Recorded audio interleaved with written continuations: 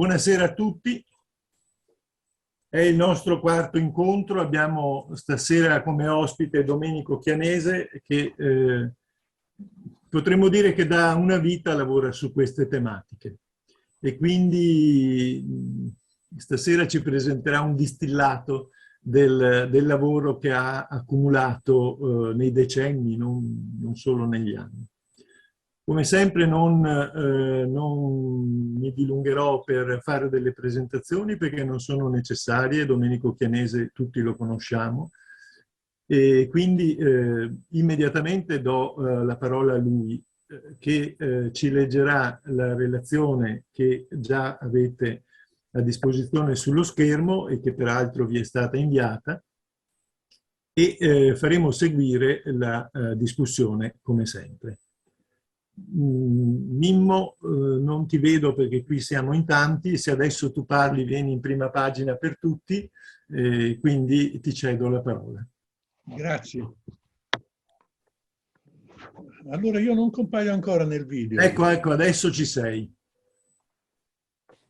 Se parli vieni sicuramente... Va bene, va bene. Allora, per prima cosa ringrazio l'invito, ringrazio il Centro Veneto e in particolare Patrizio. Non voglio essere ridondante, però per me stare qui e leggere queste pagine è un grande onore, grande. Allora io leggerò lentamente le pagine che ho scritto. È un testo un po' lungo, ma credo in un'ora riuscirò a leggerlo in un'ora. Il titolo è il fattore umano. Inizio a leggere. Uno stormo di uccelli si scontra con un aereo da poco decollato dall'aeroporto di New York. L'impatto manda in avaria entrambi i motori dell'aereo che inizia a perdere quota. Il comandante Sully pensa che non c'è il tempo necessario per far ritorno all'aeroporto di New York e decide temerariamente di ammarrare sull'Hudson. In tal modo fortunatamente mette in salvo tutti i passeggeri. Segue un processo e viene utilizzato no, un eco. Scusate, c'è qualcuno che ha il microfono acceso, lo prego di spegnerlo. Allora continuo. Segue un processo e viene utilizzato un simulatore di volo che si basa su precisi metodi matematici ed algoritmi, in base ai quali i giudici giungono all'inoppugnabile conclusione che l'aereo avrebbe avuto il tempo necessario per tornare all'aeroporto di New York, salvaguardando le vite dei passeggeri messi in pericolo dall'ammaraggio sull'Hudson. A questo punto interviene Sully, che rivolto ai giudici chiede di inserire nel simulatore il fattore umano, calcolabile in una manciata di minuti, dovuti all'impatto emotivo, alla sorpresa, all'angoscia, al dover calcolare mentalmente le distanze. Viene introdotto il fattore umano e il simulatore stabilisce che l'aereo non sarebbe riuscito a fare ritorno all'aeroporto e si sarebbe schiantato al suolo. Il fattore umano, in questo caso, ha interferito sui metodi matematici e sugli algoritmi. Questo episodio è descritto da Clint Eastwood nel film Sully. Scusa Mimmo, fermati un secondo. C'è ancora qualcuno che ha il microfono acceso? Per cortesia lo spenga, altrimenti ci sono dei rumori che disturbano. Prego. Allora continuo. L'uomo della farfalla. In nota, l'uomo della farfalla è descritto nel mio libro Il vivente e il sacro. Quel giovane letterato aveva perso l'anno prima il suo analista, che era morto improvvisamente. Aveva fatto seguire un anno di angoscia e tristezza, alla fine del quale aveva chiesto di iniziare una nuova analisi. Al termine della prima seduta di questa analisi narra un sogno fatto la notte prima di incontrare il nuovo analista. Quindi prima di conoscerlo, il nuovo analista. Ero solo, sentivo la solitudine addosso, un intreccio di alberi e rami. Era buio, era come se avessi perso l'orientamento. C'era qualcosa di metafisico che mi turbava, poteva diventare un incubo. Dopo una pausa, penso a Dante, mi ritrovai in una selva oscura ed io continuo nel pensiero perché la dritta via era smarrita. Dopo la morte dell'analista mi sono sentito perso, come se la strada tracciata sotto i miei piedi svanisse all'improvviso. Reinventarsi una vita non è facile. Nella seconda parte del sogno mi spaventavo. Alla mia sinistra c'era un uomo. Non me ne ero accorto, o prima non c'era e poi appariva. Ero inizialmente spaventato, ma poi mi acquietavo perché quell'uomo non era un nemico, era una figura buona. A quel punto mi inchinavo. All'inizio non capivo cosa fosse. Un qualcosa di chiaro che si muoveva. Mi avvicinavo, era una farfalla. C'era un raggio di sole. Le piccole ali della farfalla ondeggiavano al soffio di una lieve brezza. Era la fine della seduta e non ci fu tempo per attendere l'associazione del paziente. Io sono solito trattare i sogni col metodo inaugurato da Freud. Il sogno diviso in scene, associazione alle singole scene e ai singoli personaggi del sogno. Seguo a ritroso le condensazioni, sciogliendole nei singoli elementi, e gli spostamenti, ripercorrendo le catene significanti per poi infine giungere al pensiero del sogno. Ma non c'era tempo per questa procedura metodologica. E veniamo al fattore umano. All'ascolto del sogno, vedendo le immagini della parte finale del sogno, provai un senso di bellezza, di speranza e di futuro. L'universo non è tenuto ad essere bello, eppure lo è, scrive François Cheng. La bellezza è prossima alla verità, o meglio, la bellezza è lo splendore della verità. Verità e bellezza sono simili. Secondo il fisico Paul Dirac, è più importante per un'equazione essere bella che essere in accordo con il dato sperimentale. Pensando all'immagine del sogno, penso al legame dell'immagine con Eros. Assistiamo nel sogno al legarsi dell'immagine viva con emozioni vitali. Leggo in nota. Nell'uomo prima viene l'immagine, poi la percezione. La percezione non è una fase primaria della coscienza, è una funzione acquisita ulteriormente grazie a un sogno tenuto simbolico di sue proprie condizioni esterne. Sì, però spegnete il video, l'audio. Perciò, grazie. Prego, scusi. C'è qualcuno che ha ancora l'audio acceso, è pregato di spegnerlo perché disturba tutti. Mario Milner cita questa affascinante riflessione di Santayana per affermare che l'indistinzione tra realtà esterna e realtà interna è una fase presente in tutti i processi creativi, fase necessaria per arrivare a percepire la realtà del mondo esterno. Fede è sostanza di cose sperate, è argomento delle non parventi, è argomento di quelle che non appaiono, che sono presenti alla percezione. Leggiamo nel Paradiso di Dante. Quelle immagini del sogno erano piene di speranza e di fede nel futuro, o almeno così mi apparivano. Si manifestavano così alla sensibilità dell'analista. Mi si può obiettare che il sogno guarda al passato. È questo un antico problema. Quanto a me, penso che senza futuro, questo sfondo, il più delle volte innominato, non c'è cura, non c'è speranza né progetto. Leggo in nota. Freud tornò più volte sulla visione prospettica del sogno e giunse a dire questa frase creativamente ambigua. È il lavoro onirico che produce la forma onirica ed è solo questo l'essenziale del sogno. Dico questo in apprezzamento per la famigerata tendenza prospettica del sogno. Quindi apprezzamento, ma era famigerata la tendenza prospettica. Il poeta della fantasia sarà più incline ad aprirsi al futuro. La fantasia ondeggia tra tre tempi, tre momenti temporali della nostra ideazione. Prende le mosse da un'occasione offerta dal presente. Di là si collega al ricordo di un'esperienza anteriore, crea quindi una situazione relativa al futuro, la quale si configura come appagamento di quel desiderio. dunque passato, presente e futuro come infilati al filo del desiderio che li attraversa. L'analista, all'ascolto del sogno, provò dunque un senso di bellezza e di speranza. L'analista è legittimato a provare questi sentimenti, pensando tra l'altro che siamo alla prima seduta. L'analista deve essere senza memoria e senza desiderio, potrebbe ammonire Bion, ma lo stesso Bion scrive: come può un essere umano con mentalità e personalità umana non occuparsi del futuro? Un atto di fede ha come proprio sfondo qualcosa che è inconscio, è ignoto, perché non è accaduto ancora. Il poeta che è in noi deve riuscire a catturare l'ombra del futuro proiettata in avanti. Per Bion è il vertice religioso a fornire la preoccupazione necessaria riguardando al futuro.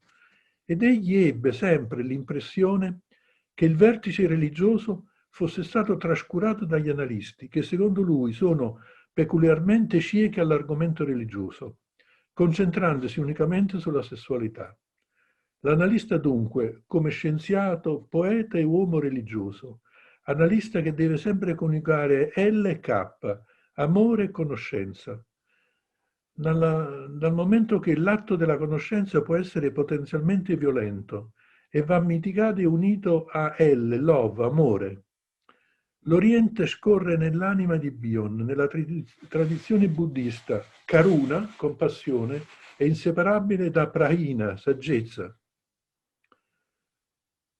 Ritorniamo alla bellezza. Bellezza, fede e speranza del futuro sono, a mio avviso, fondamento dell'impresa analitica.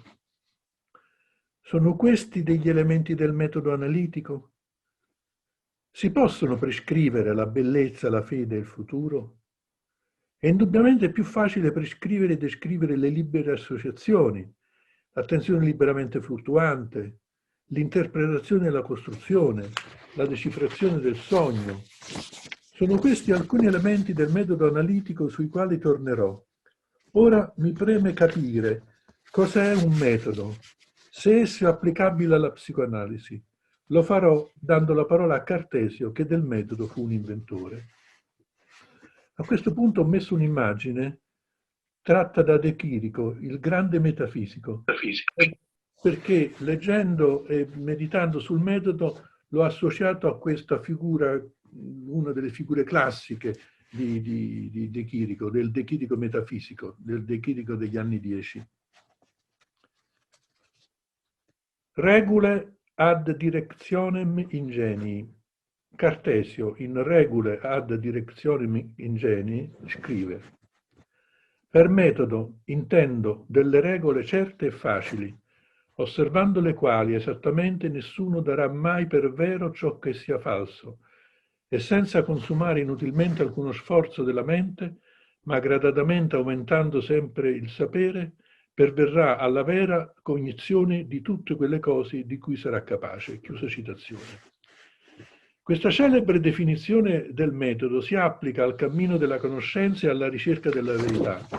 Essa è applicabile alla psicoanalisi, a ciò che l'analista fa nella stanza d'analisi. Un metodo, molte cose che ho scritto sono tratte dalla voce metodo dell'Enciclopedia Einaudi. Un metodo consiste nel seguire delle regole, intendendo per regola l'indicazione di un'azione da compiere o di un atteggiamento da assumere in una circostanza esplicitamente designata. Il metodo mira a economizzare le forze. Agire con metodo significa essere in una certa misura prevenuti contro lo smarrimento totale che situazioni del tutto impreviste potrebbero generare. Il metodo preserva dall'errore. È un mezzo per combattere l'aleatorietà, accettare solo l'evidenza, scomporre la difficoltà, andare del più semplice al più complesso, fare delle ricognizioni esaustive. Queste sono le 4 regole descritte da Cartesio nel discorso sul metodo. È però legittimo chiedersi se l'estensione di tali principi di metodo alla conoscenza in generale non presenti aspetti problematici, dal momento che alla loro origine sono legate così strettamente alla pratica delle cosiddette scienze della natura. Leibniz mosse a tal proposito delle critiche a Cartesio Egli propendeva per una concezione del metodo come arte di inventare. Ci si deve inoltre chiedere se quando parliamo di metodo ci riferiamo ad algoritmi o a strategie, intendendo per algoritmo una procedura che serve per risolvere un problema. L'algoritmo è costituito da una sequenza finita di operazioni, dette anche istruzioni, che consente di risolvere tutti i quesiti di una stessa classe. Esso deve essere deterministico, finito, non ambiguo, generale. Il metodo come algoritmo è dunque una procedura che descrive dettagliatamente la concatenazione di ciò che deve essere fatto. La strategia, invece, non dà necessariamente una indicazione circostanziata degli atti da compiere, ma solo dello spirito nel quale la decisione deve essere presa e dello schema globale nel quale le azioni debbono aver luogo. Per quanto riguarda la psicoanalisi, crede che sia appropriato parlare di strategia piuttosto che di algoritmo.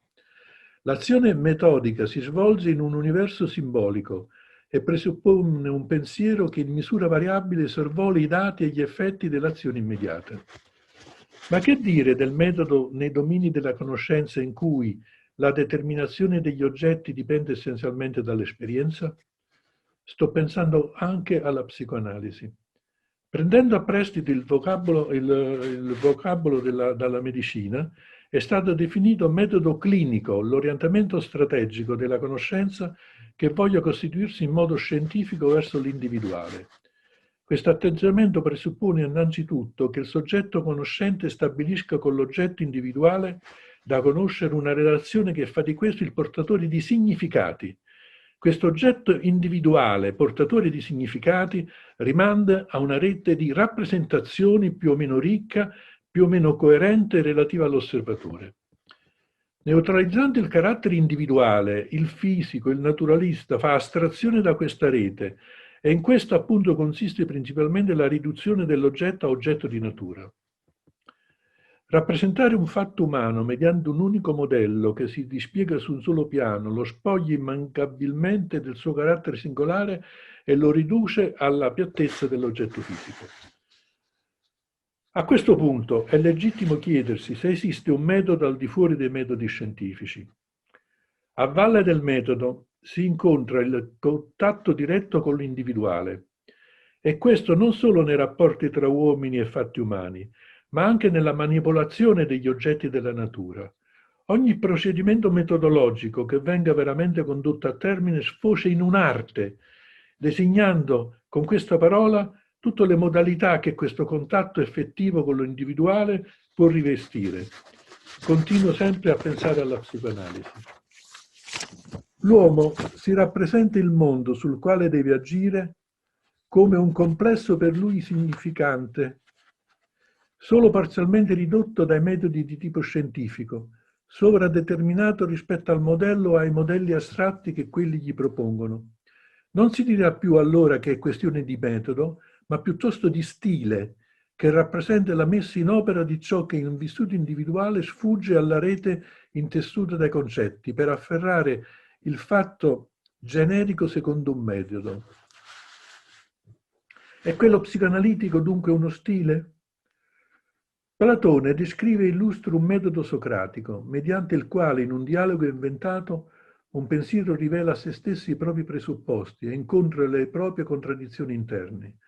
Hegel instaura un cammino in 3 momenti, tesi, antitesi, sintesi. Husserl a più riprese insiste sull'opportunità di sospendere tutte le pretese evidenze per giungere a una descrizione pura e semplice delle cose stesse, quali sono originariamente percepite dalla coscienza. Questa molteplicità di metodi, preconizzati dai filosofi, può a buon diritto far sospettare che non si tratti qui del metodo nel senso in cui la scienza autorizza a definirlo, conviene parlare anche in questo caso di stile. Lo stesso Cartesio del resto assicura, parole di Cartesio, il mio scopo non è quello di insegnare il metodo che ciascuno deve seguire per ben condurre la propria ragione, ma di far vedere soltanto in qual modo ho cercato di condurre la mia. Chiusa citazione da Cartesio. Gli fa eco Sigmund Freud, che scrive: Devo dire esplicitamente che questa tecnica si è rivelata l'unica adatta alla mia individualità e non pretendo di escludere che una personalità medica di tutt'altra natura possa essere spinta a preferire un atteggiamento diverso di fronte al malato e al compito che devo affrontare. Chiusa citazione. Con queste note parole di Freud siamo introdotti al complesso tema del rapporto di Freud e della psicoanalisi col metodo. Questo capitolo lo chiamo Invenzione e scoperta. Sigmund Freud, apro citazione. Chi voglia imparare sui libri il nobile gioco degli scacchi si accorgerà ben presto che soltanto le mosse d'apertura e quelle finali consentono una prestazione sistematica e esauriente, mentre ad esse si sottraggono le innumerevoli, svariatissime mosse che si succedono dopo l'apertura. Si tratta appunto di regole di un gioco destinate ad acquistare importanza dal piano del gioco nel suo complesso. Comunque mi sembra opportuno presentare queste regole come consigli e non pretendere che vengano accettate incondizionatamente. Chiusa citazione. Queste note parole di Freud fanno pensare all'analisi come a un gioco, mosso da strategie piuttosto che basato su metodi rigorosi né tantomeno su algoritmi. Farebbe propendere per questa lettura un'affermazione attribuita a Freud, secondo cui i metodologi sarebbero uomini intenti a pulirsi continuamente gli occhiali, col rischio di non vedere più nulla. Ma non è così facile collocare l'impresa analitica inaugurata da Freud.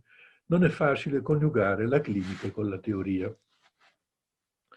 Quanto a quest'ultimo, è bene partire dalla nota prima pagina epistemologica di pulsioni e loro destini per poi approdare al fare clinico dell'analista. Voglio leggere una nota che fa parte, in cui descrivo parte della mia storia. Queste riflessioni su Freud metodologo ed epistemologo mi derivano anche dalla partecipazione al gruppo Metodos, che operò a Roma per tutti gli anni '80 del secolo scorso. Il gruppo era coordinato da Carlo Traverso e Anna Maria Muratore. Ne facevano parte tra gli altri Lucio Russo, Adamo Vergine, Olga Pozzi, Gianni De Renzis, Anna Maria Galdo. Si studiò a fondo la metapsicologia freudiana, ci si destreggiò tra assiomi, paradigmi, modelli, si affrontarono i testi di Rapaport e di filosofi della scienza come Popper e Feyerabend. Parallelamente sul piano clinico fu promosso e indagato il modello della relazione analitica, anticipando di circa 10 anni le ricerche sulla relazione analitica promosse da altri centri e gruppi analitici. Sono testimonianza di queste intense e profonde ricerche i volumi La relazione analitica del 1980, Soggetto, relazione e trasformazione dell'87, Il continuo e il discreto in analisi sempre dell'87. Allora, ritorniamo alla prima pagina di Pulsione e loro destini. La pagina epistemologica di Freud, molto nota e molto commentata da vari autori. In questa pagina Freud mostra una decisa predilizione per l'uso di idee astratte nei confronti dell'esperienza, nella costruzione della teoria. Apro citazione. Già nel corso della descrizione non si può però fare a meno di applicare in relazione al materiale dato determinate idee astratte, le quali provengono da qualche parte e non certo esclusivamente dalla nuova esperienza. Ancor più indispensabili sono tali idee, destinate a diventare in seguito i concetti fondamentali della scienza nell'ulteriore elaborazione della materia. Esse hanno necessariamente all'inizio un certo grado di indeterminatezza, né si può parlare di una chiara delimitazione del loro contenuto. Finché le cose stanno così, ci si intende sul loro significato riferendosi continuamente al materiale dell'esperienza da cui sembrano derivate, ma che è in realtà ad esso subordinato. Chiusa citazione. Questo passo mi indusse tempo fa, nell'88, ad accostare il pensiero di Freud a quello di Einstein, il quale nella maturità della sua ricerca, in una lettera indirizzata al suo amico Solovine, aveva ipotizzato un salto speculativo dall'esperienza alla teoria. E qui spero che si veda questo in nota, questo grafico di Einstein. Eccolo. Nella lettera Einstein, ad illustrazione delle sue idee, propone e disegna lo schema seguente. Numero 1. Le E sono esperienze e le esperienze sono date. Numero 2. A sono gli assiomi dai quali si traggono le conseguenze. Psicologicamente le A si basano sulle E. Non c'è comunque una via logica dalle E alle A, ma solo una connessione intuitiva psicologica che è sempre soggetta a revoca. Da A, per via logica, si deducono asserzioni particolari che si possono assumere come vere. Le S sono poste infine in relazione con le E, confronto con l'esperienza. Se noi paragoniamo questo scritto di Einstein a quello che dice Freud nella prima pagina del loro destino, potremmo dire che la A di questo schema sono il concetto di pulsione. Concetto di pulsione che sembrano derivate dall'esperienza, ma è l'esperienza che è sottoposta e sottomessa alla pulsione, che è un'idea astratta, è un'idea che non deriva direttamente dall'esperienza, ma fa un salto logico a partire dall'esperienza. Allora, di fronte al caos dell'esperienza, scrive Einstein, questo salto rappresenta un momento prezioso della libertà immaginativa, frutto della meraviglia di fronte al mondo, della passione per la comprensione. Tutti i concetti, anche quelli più vicini all'esperienza, sono, secondo Einstein, dal punto di vista logico, convenzioni liberamente scelte. Similmente Freud scrive: a stretto rigore queste idee hanno dunque il carattere di convenzioni. Per Einstein questo schema non si applica solo al modo in cui la mente costruisce una teoria, ma è generalizzato come modello di pensiero tout court. Nella sua autobiografia scientifica egli parla della natura costruttiva del pensiero scientifico. Definisce questa modalità di pensiero un andare a tentoni per cercare di costruire, fino a indurci a ricordare la nota citazione di Ruckert, riportate da Freud in Al di là del principio di piacere: ciò che non si può raggiungere in volo bisogna raggiungerlo zoppicando. In sintesi, per Einstein la scienza non è semplice ordinamento del materiale empirico. Contrariamente a quanto pensava Mach, le teorie nascono per mezzo dell'invenzione e non della scoperta. Il problema della scoperta e dell'invenzione attiene alla psicoanalisi, sia da un punto di vista clinico che teorico. No, bisogna andare avanti con la pagina.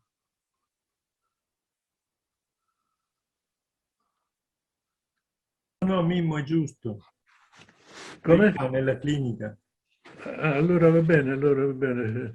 Il problema della scoperta attiene allora, il problema della scoperta dell'invenzione attiene alla psicoanalisi sia da un punto di vista clinico che teorico. Nella clinica, scoperta e invenzione assolvono alla funzione di reintegrare lacune e vuoti. In alcuni momenti dell'esperienza possono diventare un atto unico e inscindibile. Scrive Carlo Traversa. Traversa ha ritrovato in una particolare forma di articolazione tra invenzione e scoperta la specificità della ricerca freudiana.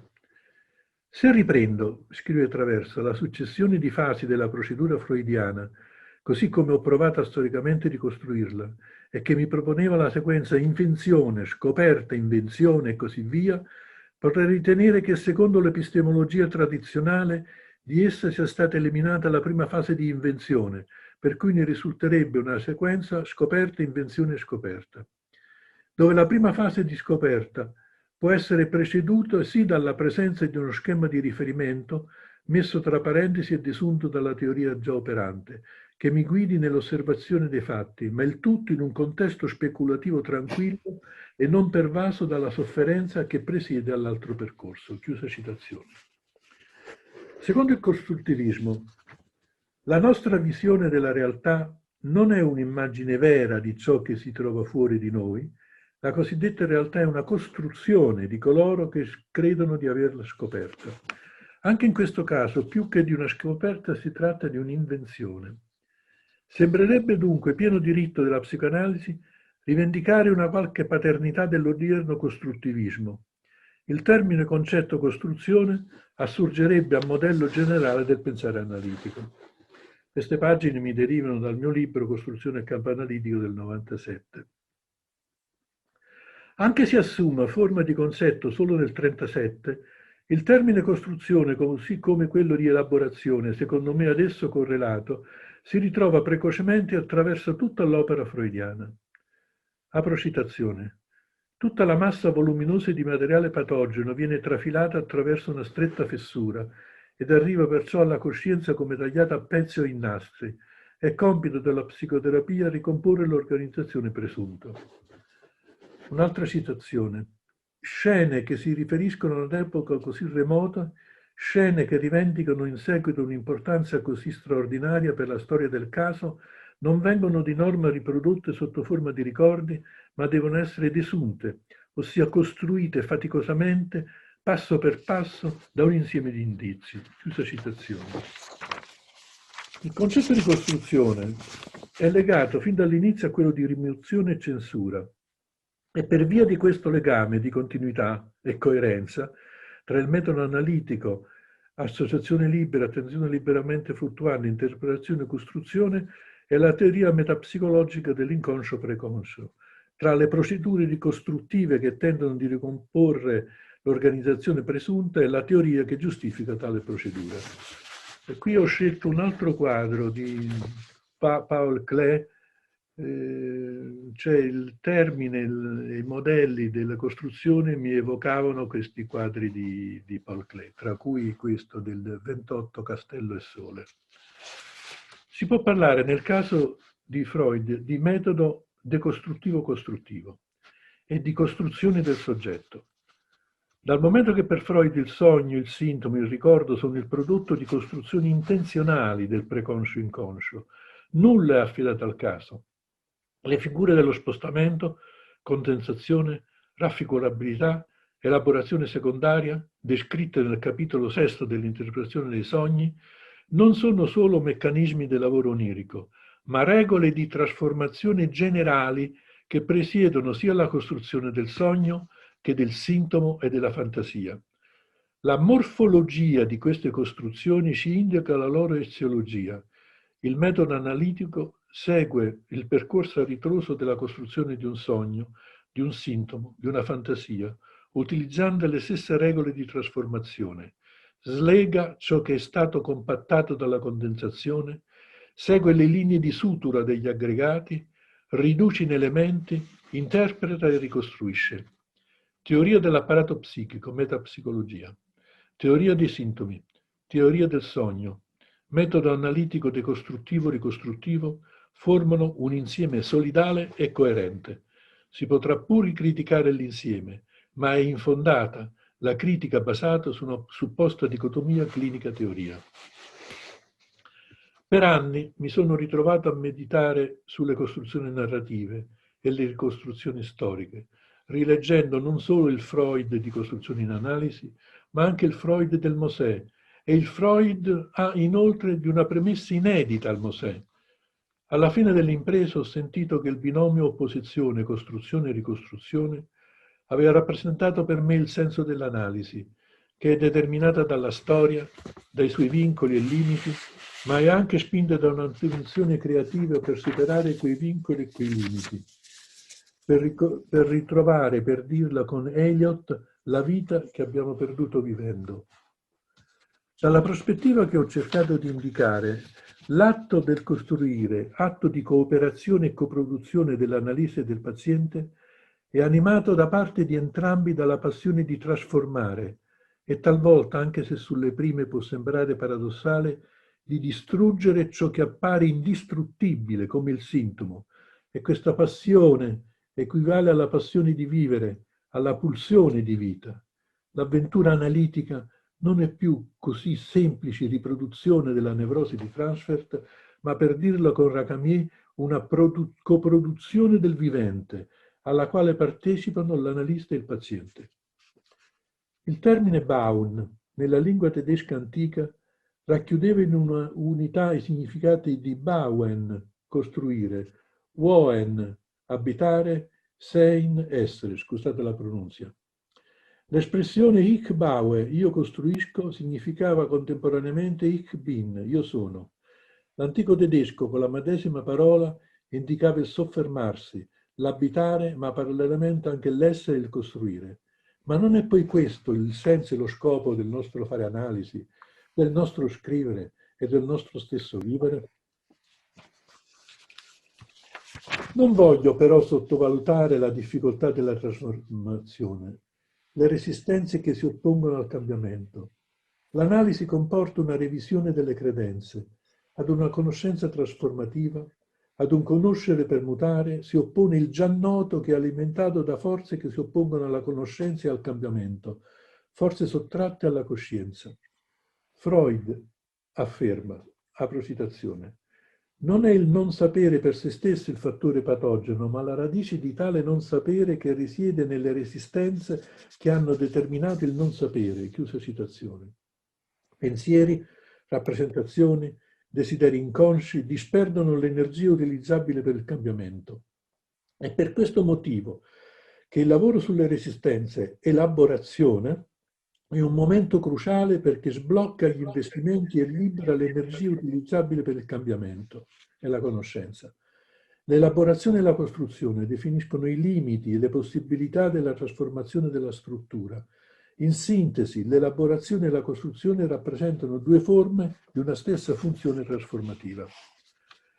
Il concetto di elaborazione mantiene tuttora a distanza di anni una certa oscurità, sebbene se ne intuisca l'estrema importanza in analisi.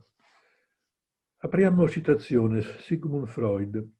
Si tratta, gli scrive, della parte del lavoro che produce i maggiori mutamenti nel paziente. Chiusa citazione. Con un unico termine, elaborazione, sono stati tradotti termini tedeschi diversi che diversificano e rendono più sfaccettato il concetto. Dobbiamo riferirci perlomeno a tre forme di elaborazione. Elaborazione psichica, Ver, Be, Aus, Auf, Arbeitung. L'elaborazione terapeutica, Durcharbeitung. L'elaborazione secondaria, Sekundare Bearbeitung. Il concetto di lavoro, Arbeit, collega le tre forme di elaborazione. Ritroviamo il termine lavoro in molti concetti chiave di Freud, come Traumarbeit, lavoro del sogno, o Trauarbeit, lavoro del lutto. La stessa pulsione è definita come quantità di lavoro richiesta alla vita psichica. Nella comunicazione preliminare, l'elaborazione è considerata sia un modo di funzionamento spontaneo dello psichico che un metodo terapeutico. Questo è molto importante. Mimesi tra terapia e funzionamento psichico che è una costante del pensiero di Freud. Faccio un piccolo salto. L'elaborazione terapeutica, Durcharbeitung, è un lavoro che fa accettare l'analizzando interpretazioni e costruzioni che si collegano ad elementi rimossi che vengono così sottratti alla ripetizione, all'attrazione esercitata dai processi inconsci del processo pulsionale rimosso. Le formazioni inconsce sono messe in relazione con il complesso della personalità. C'è una grande affinità tra l'elaborazione psichica che stabilisce connessioni associative e l'elaborazione terapeutica che mette in relazione l'inconscio con il complesso della personalità. Durcharbeitung è traducibile con lavorare a fondo, incessantemente, elaborare radicalmente. Se si legge il prefisso durch in senso spaziale, si può tradurre con attraverso, in senso temporale per tutto il tempo, dal principio alla fine. Il lavoro associativo collega spazi e tempi diversi e lontani. L'elaborazione è dunque un attraversamento spazio-temporale che potenzialmente non ha limiti. Esso si muove spaziando attraverso gli scenari del passato, del presente e del transfert. In questo processo il recupero del passato è solo una delle molte parti in gioco. Sia l'elaborazione terapeutica che quella psichica operano trasformando la quantità energia in qualità mediante l'instaurazione di vie associative. Mi sono riservato di parlare più approfonditamente della Bearbeitung perché rappresenta il prototipo dell'attività elaborativa. Con Bearbeitung Freud indica a volte l'elaborazione psichica, associata a secondaria, si riferisce invece a una fondamentale funzione del lavoro onirico. Vi è una tendenza dello psichico a riportare il nuovo al già noto e un'altra, quello di includere il nuovo che utilizza gli stessi meccanismi della prima.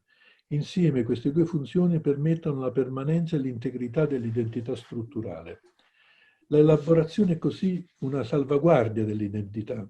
Il lento, sotterraneo lavoro sulla resistenza consente un movimento trasformativo e conoscitivo coerente e non distruttivo.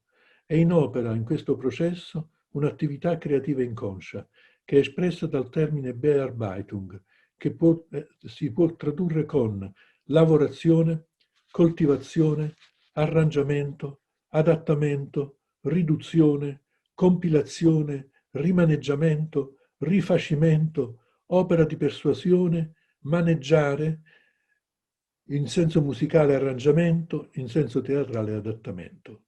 È impossibile pensare in psicoanalisi a dati puri, a ricordi ad esempio non trattati, costruiti, montati, arrangiati, maneggiati ed elaborati. La psicoanalisi è eminentemente una scienza dialogica. La sua specificità risiede nell'intensa e prolungata relazione che il paziente e l'analista intrattengono, modalità che non trova nessun equivalente in altre discipline scientifiche ed umanistiche. In analisi la storia del paziente e quella dell'analista si intrecciano, la parola dell'uno incontra quella dell'altro, entrambe ne risultano modificate. Possiamo seguire le tracce di una parola o di una costruzione lungo le linee della stratificazione psiche dei due contraenti in rapporto. Possiamo osservarne la trasformazione in sogno, simbolo, azione. Ne seguiamo fino a un certo punto i percorsi preconsci ed inconsci. In questi territori sotterranei l'elaborazione detta la sua legge. Non tutti i tragitti sono possibili. L'elaborazione detta i limiti, ma anche la possibilità della conoscenza e del cambiamento. Essa determina i baratti possibili. Conoscere è dunque lavorare all'interno di vincoli, su materiali ritrovati, dei quali bisogna conoscere la qualità e la resistenza, dalla cui ricombinazione, elaborazione e contaminazione, costruzione può nascere qualcosa di nuovo. E passa a un altro capitolo, dal titolo Dal finestrino di un treno. Dalla lettera a Fliss del 27 ottobre del 97 scrive Freud: ormai vivo soltanto del lavoro interiore. Questo mi cattura e mi trascina attraverso i tempi passati in rapide associazioni di pensieri. I miei stati d'animo variano come i paesaggi dinanzi agli occhi di chi viaggia in ferrovia. Freud, nei nuovi consigli sulla tecnica, apro citazioni, si comporti come un viaggiatore che segga al finestrino di una carrozza ferroviaria e descriva a coloro che si trovano all'interno il mutare del panorama dinanzi ai suoi occhi. Chiuso citazione. Freud, come vedete, consiglia al paziente di fare ciò che egli stesso ha fatto nella sua autoanalisi. Una istanza morale anima le sue parole e ci fa riflettere che non possiamo accampare nessuna pretesa di superiorità nei confronti del paziente e facciamo con lui ciò che abbiamo fatto con noi stessi. Si dice all'analizzando di dire ciò che gli passa per la testa, ciò di cui non si sente autore, pensieri che transitano, camminano, attraversano la coscienza eludendo la volontà. Pensieri che escono dall'ombra e arrivano a noi, passeggiano per la mente. Per cogliere questi pensieri vagabondi bisogna allontanarsi dall'obbligo della coerenza, che informa il pensiero teorico. Le cose della psiche sono allusive, indefinite, dicono appena, alludono. Così la parola interpretante dell'analista è preferibile che sia allusiva, accennare, usare parole non impositive, alludere, giocare, scherzare, alludere ed evocare. Di fronte ad alcune immagini del sogno, la mia analista, Anna Maria Muratori, mi chiedeva ogni volta che cosa mi evocava quell'immagine. Non parlava di ricordo, ma di evocazione. Si rimaneva sospesi nell'evocazione e nell'allusione. L'allusione è l'anima dell'arte. Diceva Schlegel che ogni opera d'arte è un'allusione all'infinito, lo splendore del finito e l'allusione all'infinito scorrono l'una nell'altra. Chiusa citazione. Non bisogna pensare a una separazione tra sensibile e intellegibile. Comunque si deve pensare a parentele. Si dipingono le nuvole per evocare la luna. La luna e le nuvole appartengono allo stesso paesaggio, allo stesso ordine di realtà e non sono lo sdoppiamento le une delle altre. L'allusività è il linguaggio privilegiato del sogno che ricorre alla sostituzione, allo spostamento e al travestimento. Quanto poi al rapporto col rimosso, quest'ultimo non affiora mai nella sua evidenza. Quello che viene in mente non è mai il rimosso, ma qualcosa che gli si avvicina secondo la modalità di un'allusione. Così dice Freud, gli si avvicina secondo la modalità di un'allusione. L'allusività può essere una ricchezza da utilizzare con parsimonia, bisogna sapersi fermare, altrimenti prende la piega di un'allusività infinita. Scrive Freud a Feister nel 1910, non riesco a immaginare che sia gradevole vivere senza lavorare. Per me fantasticare e lavorare coincidono, non mi diverto in alcun modo. È passato più di un secolo e continuiamo sulle tracce di Freud. Lavoriamo, fantastichiamo, seguiamo in sedute varie sequenze, quelle dettate dalle parole, a cui si affiancano quelle dei sensi, del corpo, delle immagini, sequenze ritmiche, relazionali, ascoltiamo con gli occhi, vediamo con le parole, meditiamo coi sensi. Le libere associazioni sono forme vitali. C'è un eco, c'è un eco.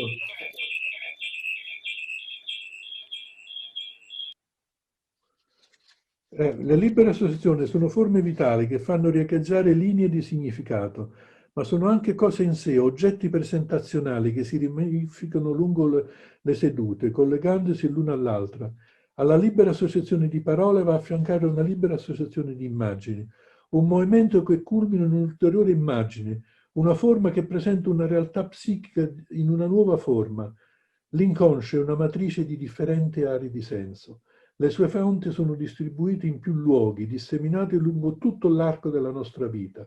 La vecchia idea che la vita mentale sia inconsciamente determinata è riduttiva e può diventare reazionaria, ci ricorda Bollas. Essa elimina i molti fattori interni ed esterni che contribuiscono a costituire la vita inconscia di ciascuno di noi. Scrive Freud, l'inconscio non è un organo rudimentale, è vivo, capace di sviluppo e di collaborazione, si lascia condizionare dalle vicende dell'esistenza. Chiusa citazione. Su questa base che è possibile la cura a patto che l'analista sappia partecipare e coinvolgersi. Passo adesso a un'altra sezione chiamata lo stile ed utilizzo il quadro di Vermeer del 68, Il geografo, che mi è stato ispirato dalla riflessione che fa Gregory Bateson sulla differenza mappa-territorio. Noi uomini è come se fossimo relegati soltanto a non vedere il territorio, a non maneggiare il territorio, ma a maneggiare sempre mappe interiori che debbono comunque ridisegnare e avvicinarsi al territorio. E questa figura di Vermeer mi dà molto l'immagine di questa differenza tra la costruzione di una mappa e il territorio, che si intravede al di là del vetro. Uno stile. Questa sezione del lavoro si ispira al libro del sinologo francese François Gillen, che consiglio. Il libro di François Gillen si intitola 5 concetti proposti alla psicoanalisi. Il capitolo è uno stile. Alla libera associazione dell'analizzando si affianca l'attenzione liberamente fluttuante dell'analista, che è l'opposto di fissare un punto con particolare attenzione, che fa correre il pericolo di non trovare mai niente che già non si sappia. L'analista deve essere disposto all'ascolto e a lasciarsi sorprendere a ogni svolta, senza preconcetti e prevenzioni. Se nell'analisi, scrive Facchinelli, non c'è sorpresa in ciascuno dei due interlocutori, non c'è analisi affatto, così scrive Facchinelli. Freud consiglia di rivolgere il trasmettitore inconscio, il proprio inconscio come organo ricettore. Essere disponibile significa non sentirsi separati dal fluire del mondo interno, sia proprio che del paziente. E questo un ars operandi che non separa l'etica e la strategia, la saggezza e l'efficacia. La mente dell'analista non si fissa in modo particolare su un contenuto, ma plana, si rende disponibile, fa sì che la vita psichica fluisca. Ciò non significa debolezza e lasciar fare, saggezza e distinguere i momenti della fermezza e dell'intransigenza e momenti accomodanti. Si tratta da parte di entrambi di disporsi a possibilità multiple, di disporsi ad ascoltare e udire l'inatteso. L'analista deve essere allenato al guardare di sbiego, guardare obliquo, un guardare che si oppone al metodo che sussume la diversità dei casi sotto la sua generalità, come abbiamo visto precedentemente. Il guardare obliquo, al contrario, parte da ciò che di individuale e di singolare presenta ogni situazione, e di qui di nuovo il richiamo al concetto di individuale nel capitolo sul metodo. Non è forse di sbiego che si dispone anche fisicamente nella stanza d'analisi l'analista rispetto all'analizzando? Più che di metodo, meglio parlare, come è stato già detto, di strategie, di mosse impreviste. Abbiamo già ricordato come Freud paragonasse l'analisi al gioco degli scacchi, dove avviato il gioco è imprevedibile lo svolgimento e l'esito. L'analista, come il maestro con l'allievo, non si sostituisce all'analizzando, incita, promuove, ma se è un vero saggio, lascia all'altro il compito della scoperta. L'analista non deve temere l'influenzamento. Freud, nei nuovi consigli sulla tecnica, dice di preparare l'analizzando con l'instaurazione di un'atmosfera di influenzamento. Queste sono le parole di Freud. Tutta l'abilità, scrive Freud, del medico consisteva ora nel mettere allo scoperto il più presto possibile queste resistenze, nell'indicarle al malato e nell'incitarla ad abbandonarle, grazie all'influenza che un uomo può esercitare su un altro. Chiusa citazione. Molto coraggioso questo che dice Freud. Alcune vite non vanno avanti, non c'è più avvenire. Si sono bloccate per delle fissazioni che risalgono all'infanzia. Compito dell'analista è promuovere defissazioni che mettono in moto la vita e la dispongono all'avvenire.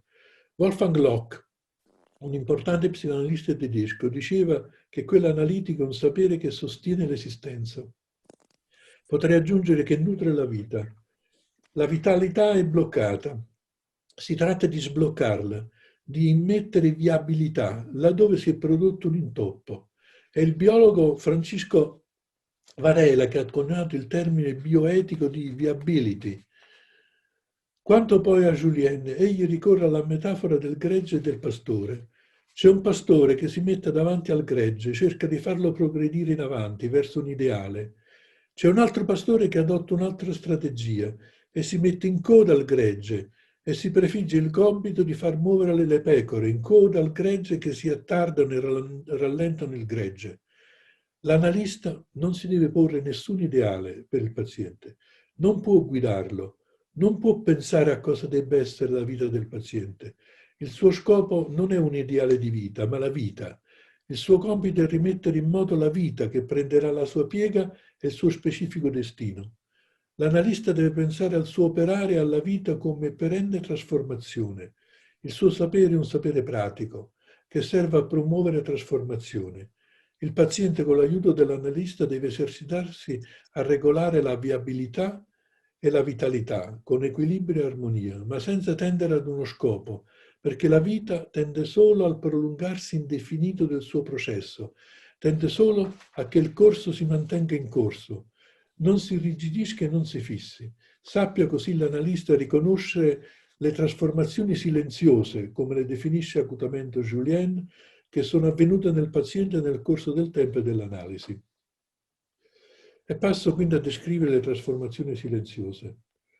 Un bel giorno senti che un amore è finito e non sai quando è cominciato a morire.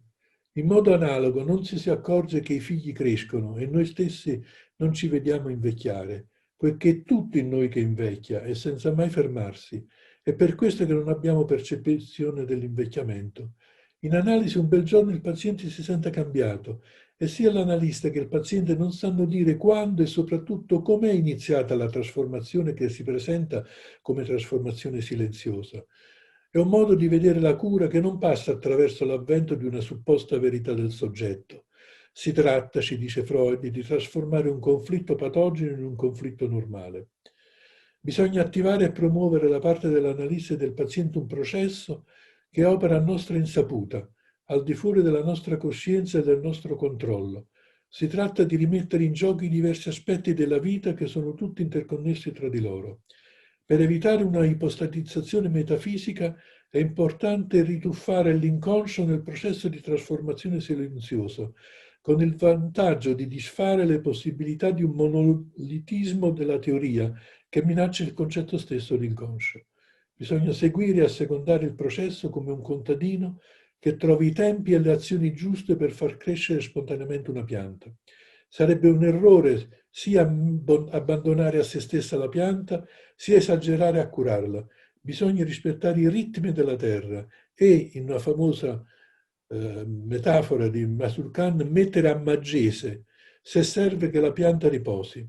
Ho precedentemente sottolineato l'estrema importanza dell'elaborazione, un fenomeno lento, inconscio, il più efficace della cura. Ci troviamo di fronte con l'elaborazione ad un processo lento e sommerso. Non siamo di fronte alle interpretazioni e alle costruzioni dell'analista e non al cospetto di azioni vistose che, come le interpretazioni mutative di Strachey, hanno sempre qualcosa di miracoloso. Non ci troviamo di fronte ad un'azione eroica, l'efficacia si apparenta più all'epopea. L'analista, scrivevo in Costruzione e Campo Analitico, deve sapere uscire di scena. La trasformazione non è da pensare che abbia sede nell'analista e forse neanche nell'analizzando, ma tra i due, nel campo, nello spazio che si viene a costituire. Così come le cose nel mondo accadono tra la terra e il cielo, così le trasformazioni silenziose in analisi avvengono tra il sonno e la veglia, tra il dentro e il fuori, tra analisti e analizzando. La cura analitica agisce attivando il gioco tra analisti e analizzando, tra parole e silenzio, tra sonno e veglia. Penso a Donald Winnicott, allo spazio transizionale tra madre e bambino, tra analisti e analizzando, spazio di gioco essenziale alla vita, consustanziale alla vita. E adesso il capitolo, lo spazio analitico. E ritorno all'uomo della farfalla. L'uomo della farfalla, dopo qualche seduta, fece ritorno al sogno in modo singolare. Da bambino aveva inventato un suo compagno segreto di nome Mario. Con Mario parlava e giocava. Mario colmava i momenti di noia e di solitudine. Fu così che da più grande e poi da adulto ebbe sempre e gli fece compagnia un amico del cuore, un suo doppio, a imitazione di quel doppio che lo aveva salvato nell'infanzia. In seduta si trovò a pensare ai grandi amici della sua vita e si ricordò e riprese il sogno della farfalla. Quell'uomo del sogno mi ricorda Attilio, il mio caro amico del liceo, dove, come eravamo diversi, io ero lo sgobbone che parlava in italiano, lui era aperto, più libero di me, piaceva alle ragazze, era uno spensierato. Eravamo amici, poi ci siamo persi di vista. Ora sta in Francia, lavora lì. Quando ci siamo sentiti l'ultima volta ci siamo ripromessi di ritrovarci. Mi farebbe molto piacere. Io mentalmente ritorno al sogno e penso che avendolo fatto prima di incontrarmi, si esprimeva in esso una sorta di preconcezione del transfert ed era contemporaneamente anche un incontro con un suo doppio. Quanto poi al paziente furono queste le associazioni al sogno. Attilio appare dopo il buio e la strada smarrito. Penso anche alla farfalla del sogno. La farfalla nell'antica Grecia Psiche era rappresentata come una fanciulla con le ali di farfalla. Sui vasi greci Psiche era rappresentata come una farfalla. Quanto a me, mi avvicinavo alla forma del suo parlare, che non era intonata a intellettualizzazione. La sua cultura umanistica, ricordo che era un letterato, gli serviva per simbolizzare. I garanti metapsichici erano per lui e per me la fonte delle nostre simbolizzazioni. Anche il soffio di vento mi fa pensare a psiche, gli dico. Il respiro è la psiche stessa, è timos, un termine con cui i greci tentarono di superare la dicotomia tra corpo e anima. La psiche come luogo non separato dal corpo, respiro, materia vivente in movimento, principio di vita. Gli parlo in questo modo perché un tempo non lontano il paziente tendeva a privilegiare l'anima e a separare il corpo dall'anima. Luca, il paziente, meditò e dopo una pausa disse: penso alla luce del sogno. Nella prima parte il buio, quasi totale, nella seconda la luce che filtra. Penso alla penombra, a Maria Zambrano, alla penombra venata d'allegria. Conosce la Zambrano? Mi chiese con un lieve tono di sfida che caratterizzava un sottofondo della sua comunicazione con me. Ne so poco, gli dissi. È una storia commovente. Maria Zambrano era incerta se proseguire nella strada della filosofia, era combattuto tra la chiarezza del suo maestro Ortega y Gasset e l'oscurità di un altro filosofo, Zumiri. Un giorno, è lei stessa che lo racconta, stava ascoltando una lezione sulla categoria di Aristotele fatta da Zumiri e in quel momento filtra da una fessura dell'antico edificio un raggio di luce attraverso una tenda nera e la Zambrano in quell'attimo pensa: una penombra venata d'allegria. Non un concetto ma un'immagine, una luce che le rivelava qualcosa di adatto alla sua personalità e al suo pensiero, la penombra venata d'allegria. La Zambrano decisa così di continuare filosofia. Non c'era motivo di interrompere. Chiusa citazione. Io mi sentii colpito, toccato dalla commozione. Luca aveva iniziato parlando della nascita di Psiche, aveva poi continuato parlando della Zambrano. Per il tramite della Zambrano stava parlando di sé, delle sue due strade, dei suoi tratti di personalità, rappresentate da lui e dall'amico Attilio. Per un lungo periodo della sua vita aveva dovuto sacrificare in nome del dovere, del padre e della madre, una parte di sé più libera, contemplativa e errabonda, che si esprimeva attraverso lunghe passeggiate che aveva iniziato a fare da un po' di tempo, una parte sacrificata al logos e alla parola. Luca iniziava a ritrovare una strada più autentica, più suo come la Zambrano. Andavo pensando tutto ciò ma tacqui perché mi sembravano cose simbolicamente trasparenti che Luca coglieva, anzi era stato lui a condurmi lì a quei pensieri. Ne ebbi conferma quando Luca mi disse nella conclusione della seduta: non so chi l'abbia detto, ma qualcuno ha scritto. Io non so chi abbia tracciato la mia vita, ma so che sono già nel cammino che devo seguire. Chiusa citazione. E io conclusi: abbiamo entrambi il tic della citazione, ma entrambi citiamo con passione e col cuore. Ridemmo insieme come due ragazzi, due vecchi amici complici e ci avviammo alla porta. E qui inizia un'altra sezione che potrei, che nello scritto non c'è, però potrei intitolare come Matrem Nudam, perché descrivo un percorso freudiano tra poco. Allora continua la lettura. Tra paziente, analisti e atomi teorici si erano andati costituendo uno spazio, lo spazio analitico, spazio che ritroviamo fin dall'inizio nella nascita della psicoanalisi. La sua forma prototipica è rintracciabile nel momento dell'invenzione scoperta dell'Edipo durante l'autoanalisi di Freud. Seguiamone quindi i movimenti. Sì, questa è un'altra sezione perché descrivo la scoperta e invenzione dell'Edipo e dello spazio analitico. Riprendo a leggere. Il momento della scoperta matura durante l'estate in Freud del 1897 e si esprime in un breve arco di tempo, nell'autunno dello stesso anno. Lo sviluppo avviene in 3 tempi, segnalati dalle lettere del 21 settembre, 3 ottobre, 15 ottobre. Nella prima Freud, dopo il noto annunzio «non credo più ai miei neurotica», prova a descrivere i motivi che stanno alla base della sua crisi. Come si può notare, sono implicati tutti e 3 i livelli dell'autoanalisi, della teoria e della terapia. Dalla lettera del 21 settembre.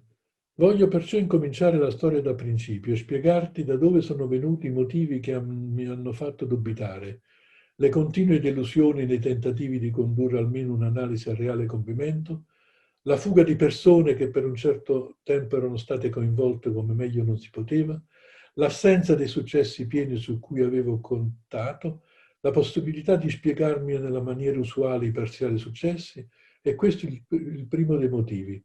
Poi la sorpresa che in tutti i casi la colpa fosse sempre da attribuire al padre, non escluso il mio, e l'accorgermi dell'inattesa frequenza dell'isteria, dove ogni volta le medesime condizioni,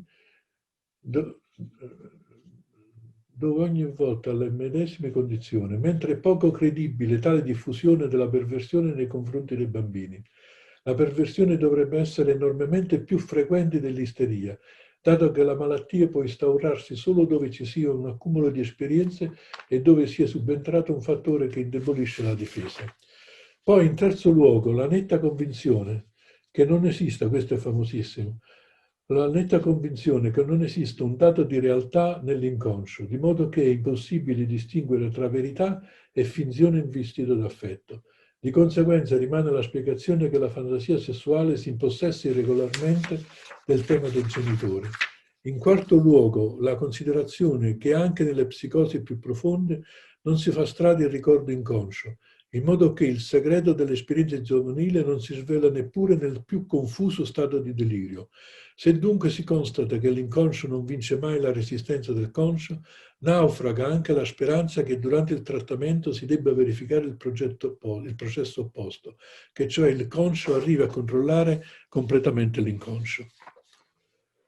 Chiusa citazione. Si assiste a quella che Bachelard definisce una caduta di un ostacolo epistemologico. Alleggeritosi del peso della realtà, il pensiero più libero di spaziare i diversi livelli implicati nel processo creativo e emotivo subiscono di conseguenza delle sostanziali trasformazioni. La prima si registra nell'autoanalisi, il passaggio dalla realtà materiale a quella psichica, dai ricordi ai fantasmi, apre un varco significativo nello spazio interno e offre nuovi strumenti per le indagini, come si evince dalla successiva lettera del 3 ottobre. Attorno a me è cambiato ben poco, ma dentro di me è accaduto qualcosa di molto interessante. Da 4 giorni la mia autoanalisi, che considero indispensabile per chiarire l'intero problema, ha fatto progressi riguardo ai sogni e mi ha dato le conclusioni e le pezze di appoggio più precise. Più tardi, tra i 2 anni e i 2 anni e mezzo, la mia libido verso Matrem si è risvegliata e che certamente in occasione di un viaggio con lei da Lipsia a Vienna di vederla nudam deve essere accaduto. Chiusa citazione. Nasce l'Edipo nell'autoanalisi di Freud. La crisi dei neurotici ha concorso a liberare un frammento di realtà psichica. La realtà materiale dell'evento rimane invece ipotetica e congetturale. Posso sottoponere tutto posto tutto, tu stai con me e poi vediamo cosa Oh, si sente una vibrazione. Sì, ce l'ho preso. Per piacere spegnete il microfono, c'è qualcuno che ce lo ha acceso. Durante un qualsiasi pernottamento, in qualche circostanza deve essere accaduto. Di quell'evento al massimo si può dire che sarà stato, indicando con il tempo del futuro anteriore sia la natura congetturale ma anche la caratteristica di temporalità vivente. In esso è scritto: l'Edipo non è solo in quella scena supposta e dedotta, scoperta ed insieme inventata, ma anche nel momento in cui Freud ricostruisce. Vi è sempre una doppia scena e l'una non è individualizzabile senza l'altra. La lettera del 15 ottobre segna il terzo tempo, l'ultimo atto della scoperta invenzione. La trasformazione finale del processo si attua nella teoria. Mi è nata una sola idea di valore generale in me stesso, ho trovato l'innamoramento per la madre e la gelosia verso il padre e ora ritengo che questo sia un evento generale della prima infanzia, anche se non sempre si manifesta tanto presto come nei bambini resi isterici. Se è così si comprende il potere avvincente dell'Edipo Re, nonostante le obiezioni che la ragione oppone alla premessa del fatto. Chiusa citazione. Nasce l'Edipo nella teoria analitica. Con un processo di generalizzazione tipico del teorizzare freudiano, egli passa da un fatto singolo ricavato dalla sua analisi alla sua universalizzazione. E qui il punto nevralgico del modello. Ritengo il reciproco rimandarsi e l'articolazione tra autoanalisi, ricostruzione e teoria una caratteristica specifica della conoscenza e della cura analitica.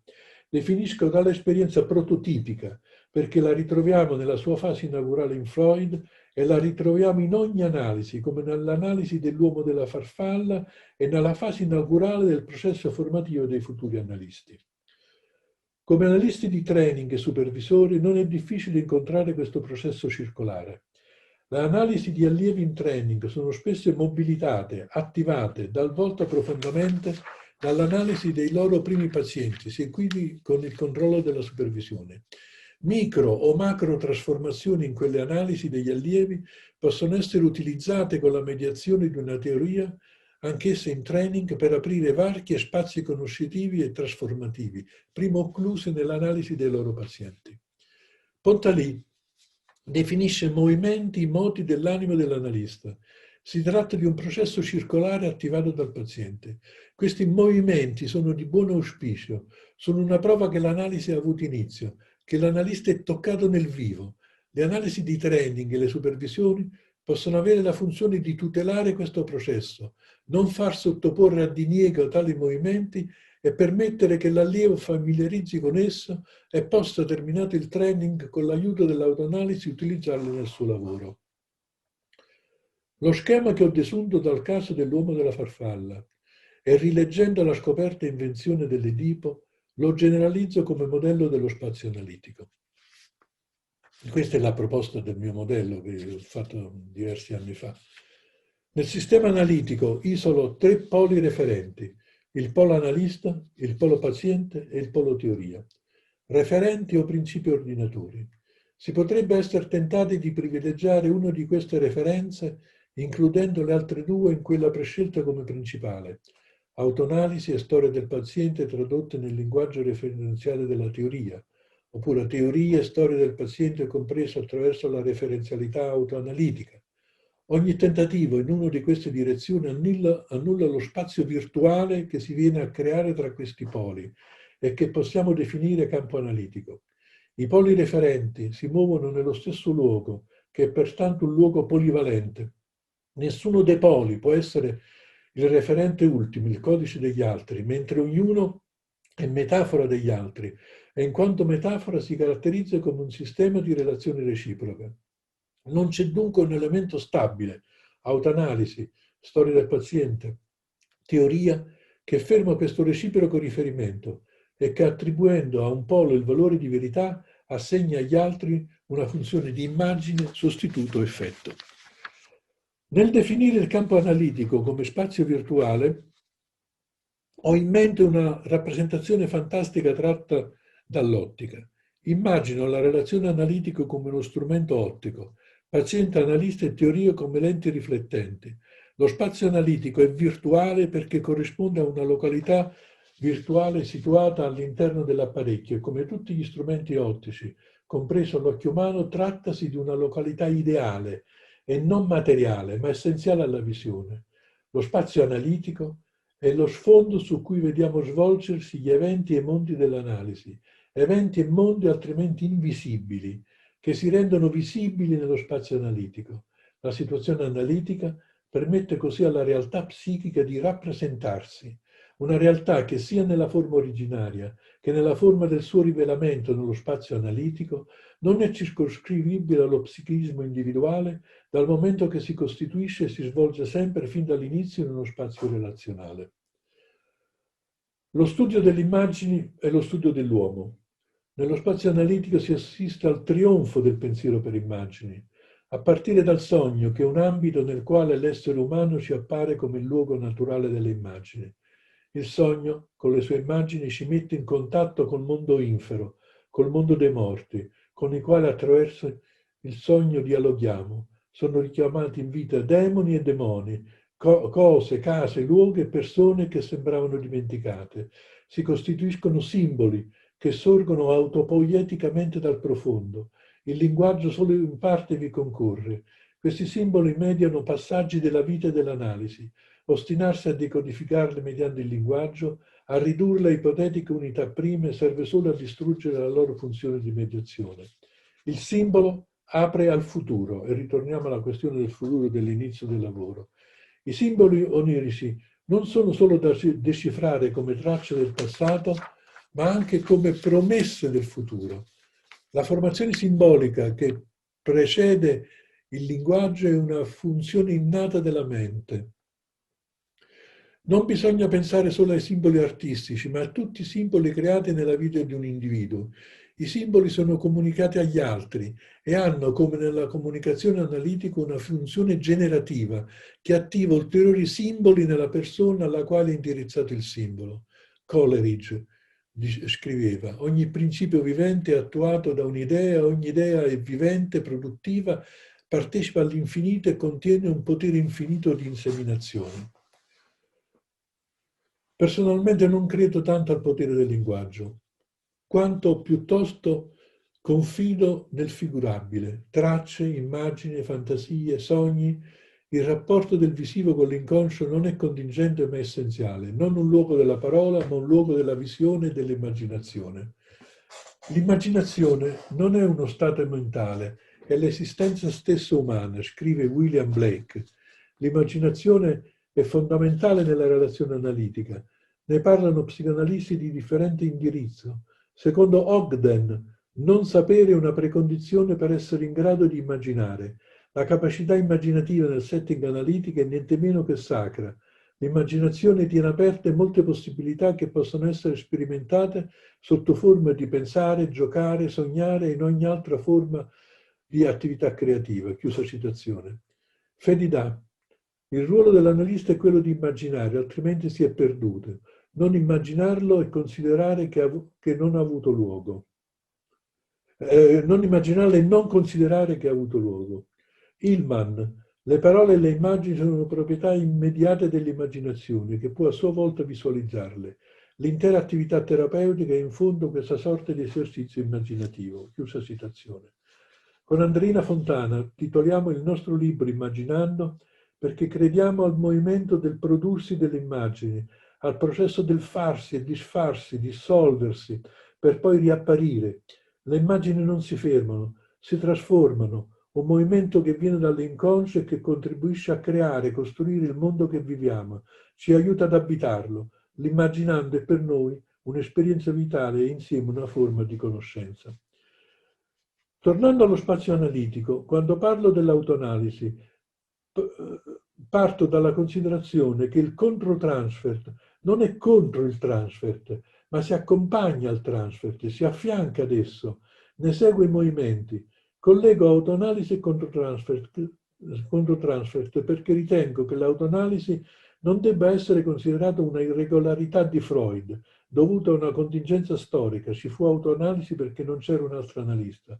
Credo invece che l'autoanalisi debba essere interpretata come una caratteristica basilare, prototipica dell'esperienza analitica.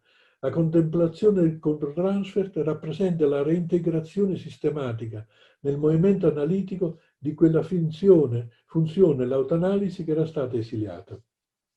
Circa poi la teoria. Pensa a una teoria che viene dal basso. Atomi teorici, seguendo moti inconsci e preconsci, modellano ogni interpretazione. Olanier parla di teorizzazione fluttuante, una teoria che sappia accogliere i movimenti, le crisi, le accelerazioni della vicenda analitica. Pensa a una teoria incarnata che si fa carne nella vita dell'analista. Ogni analista nel corso della sua esistenza, a contatto con la vita dei pazienti e col divenire della propria vita, organizza pensieri che possiamo definire teorici, che scaturiscono dalla pratica e dall'assistenza e non si sostituiscono all'esperienza. Teorie che evolvono con l'esperienza dell'analista, ma non si sostituiscono al sempre nuovo dell'esperienza. La nostra competenza sulla della psiche non esiste come dato immutabile, essa va sempre messa alla prova e rinnovata, ogni paziente e ogni svolta della vita. Lo spazio analitico definisce uno scenario, ma non gli oggetti e i personaggi che l'andranno a occupare. La situazione analitica è una macchina acchiappafantasmi, scrive Traversa. È un campo di interfantasmizzazione tra analista e paziente, come scrive Tanopoulos. È un luogo di immagini, parole, ritmi, palpiti, paure, gioie. È un luogo di meditazione e di silenzio, di speranza, di passato e di futuro. Con Pio De Silvestris e Adamo Vergine ho condiviso anni di ricerca, fin dall'inizio degli anni '80, anni che ci videro uniti nella trasformazione, nella formazione e formulazione del concetto di relazione analitica. Dei loro libri, Prendersi cura, mi affascina in particolar modo. In esso gli autori testimoniano della centralità in psicoanalisi del concetto di vita, che come un filo rosso attraversa e tesse l'intero testo, gli dà senso. Se assumiamo il concetto di vita, unità biopsichica che riceviamo in eredità genetica e fantasmatica, ne discende che anche l'incontro analitico è attraversato dalla vita. Un'analisi alimenta un temporaneo intreccio di due vite, quella dell'analista e quella dell'analizzando. Di questo chiasma, come io lo definisco, parlano in modo poetico e profondo sia De Silvestris che Vergine. È passato più di un secolo. ma la psicoanalisi sembra essere ai suoi primi passi. C'è ancora da imparare. Penso sempre più a una psicoanalisi al servizio della vita che ne sappia avvertire il soffio, seguirne i movimenti, le crisi, le gioie, che sappia ascoltare i rumori della vita. Il genio di Freud, scrive Merleau-Ponty, non è quello dell'espressione filosofica esauriente. Essa consiste nel contatto con le cose, nella percezione polimorfa di parole, di atti, di sogni, del loro flusso e riflusso, di contraccolpi, di echi, di sostituzioni, di metamorfosi. Freud è sovrano in questo dominio dove si ascoltano i rumori della vita, questa prodigiosa intuizione di scambi dell'anima e del corpo, dell'immaginario e del reale, questo universo di promiscuità. Ed infine Corrao. In analisi si è attratti e guidati da una verità che supera l'intelletto e la coscienza e la stessa ricerca scientifico-problematica, per affondare le radici nel territorio buio dell'ignoto e dell'inconscio, al fine di un contatto asintotico con una sfera complessa e caotica, densa di esistenza e realtà insieme, che lega il corporeo e il mentale, l'antropico e l'animale, la dimensione fisica e quella biologica, il reale e l'immaginario, l'individualità e la pluralità, la permanenza e il cambiamento. Ed ecco infine l'ultima sezione, l'ultimo piccolo capitolo e andiamo a concludere. Il congedo. L'uomo della farfalla concluse l'analisi con questo sogno, anch'esso attraversato dalla bellezza del futuro. Il sogno, lasciato dal mare su quella grande scogliera, il grande tronco bianco di un albero con la forma di una grande C.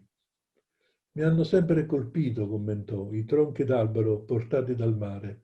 Trattengono storie centenarie, lontananze, naufragi, popoli e genti.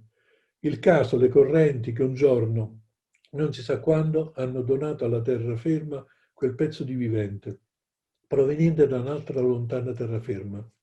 Un tronco che ha attraversato i mari. Ogni albero è una storia. Vedevo dunque nel sogno quel tronco bellissimo sulla scogliera. Era un albero morto, ma era indubbio che conteneva vita, una lunga vita. Era un pezzo di vivente. Nel sogno pensavo che bastava un gesto per farlo diventare un'opera. Bastava un artista, un gruppo di artisti per tirar su il tronco e fissare la base con un blocco di cemento. Niente altro. Quel tronco sarebbe diventato un'opera. La scena cambiava, è come se l'opera fosse avvenuta. Quel tronco si ergeva fiero di anni, si volgeva verso il mare, verso l'immensità del mare. Al sogno fece seguito un silenzio meditativo, interrotto dalle parole di Luca. Quella scogliera mi può ricordare la scogliera a Napoli, dove si prendono i traghetti per Procida, l'isola della mia zia amata dell'infanzia. Quella grande C aveva lo sguardo rivolto verso l'isola. Era un ponte tra la terraferma e l'isola, Napoli e Procida, ma era anche il segno di una distanza, una lontananza, un addio. Seguì un lungo silenzio, poi parlò. Quanto tempo è passato? Un arco, questo segno che mi insegue dall'inizio dell'analisi, questa C, e che ora raggiunge il suo compimento. Penso ad Orfeo, al corno, che è arco e cetra. Arco perché è volontà, determinazione, forse, cetra perché è musica, parola musicante, poesia. Il sogno e l'associazione parlavano da sole e io tacqui. Tenni per me, perché mi sembrava un sentimento narcisistico, il pensiero che la C, segno apparso in più sogni, potesse essere anche la lettera iniziale di Chianese.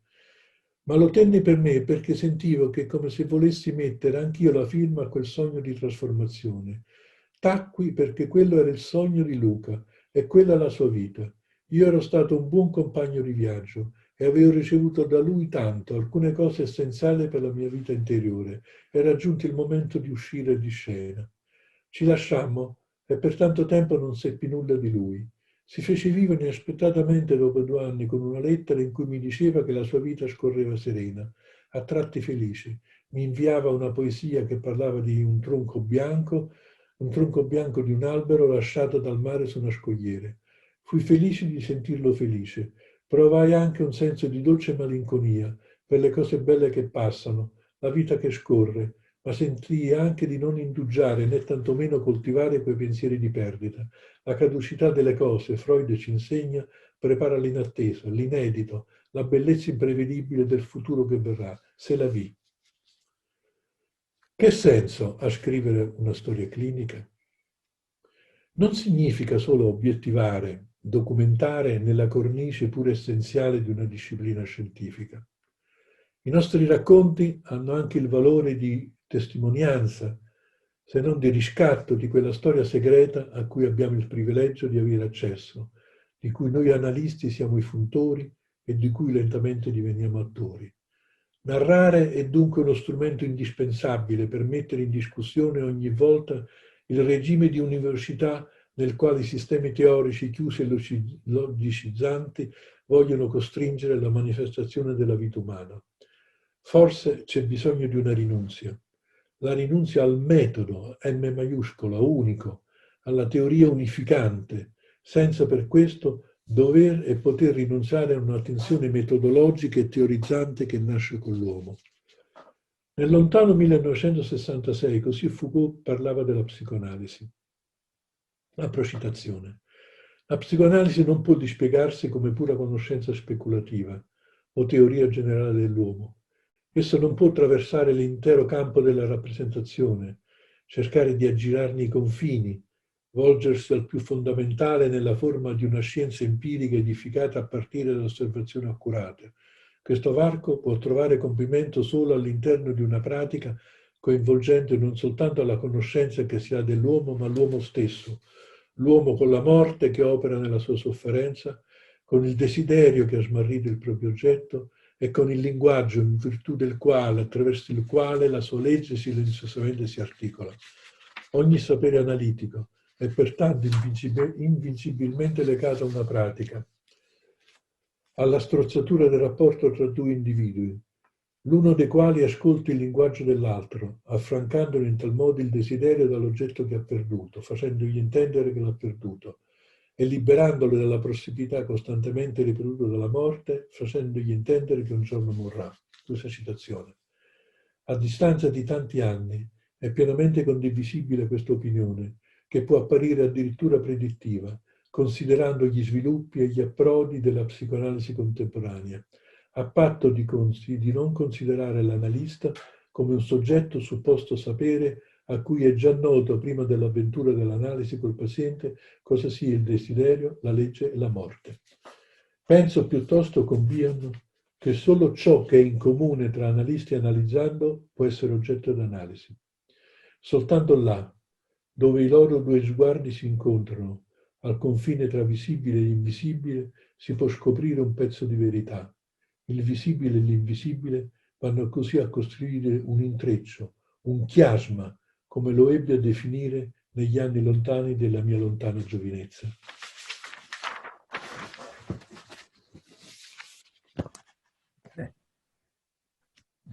L'avevo detto che sarebbe apparso il lavoro di una vita.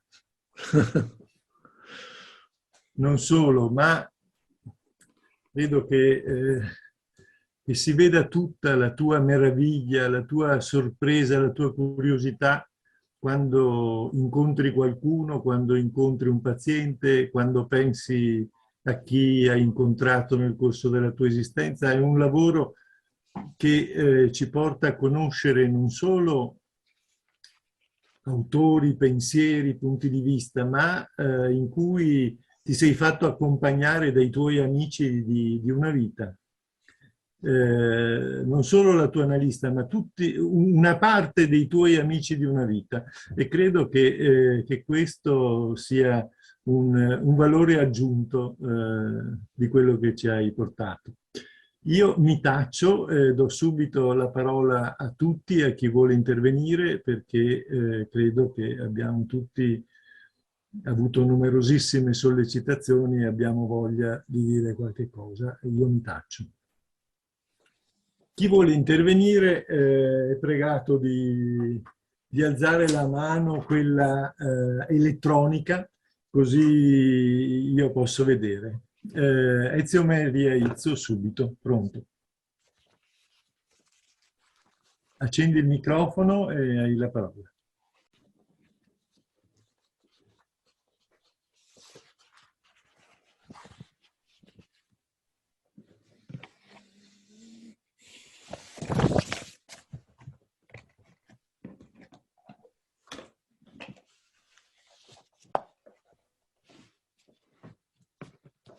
Ezio, devi accendere il microfono, se no non ti sentiamo.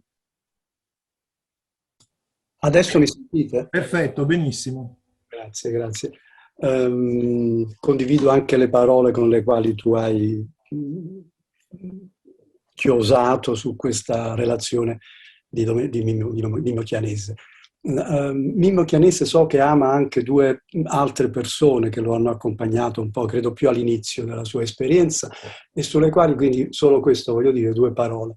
Un ricordo è quello su Karl Popper. Si dice che un giorno, mentre il filosofo del metodo scientifico aveva una sua lezione all'università, passò poi la parola agli allievi e uno di questi allievi con molta arroganza gli rispose che non era affatto d'accordo sul fatto che per scienza si dovesse intendere soltanto un metodo che fosse riproducibile, falsificabile. Vabbè, conosciamo tutti quello che diceva Popper. A me mi sembra interessante però quello che poi disse Popper, che con molta calma, mentre gli altri si aspettavano che magari avesse pure ripreso questo studente così impertinente, invece disse allo studente: lei ha ragione.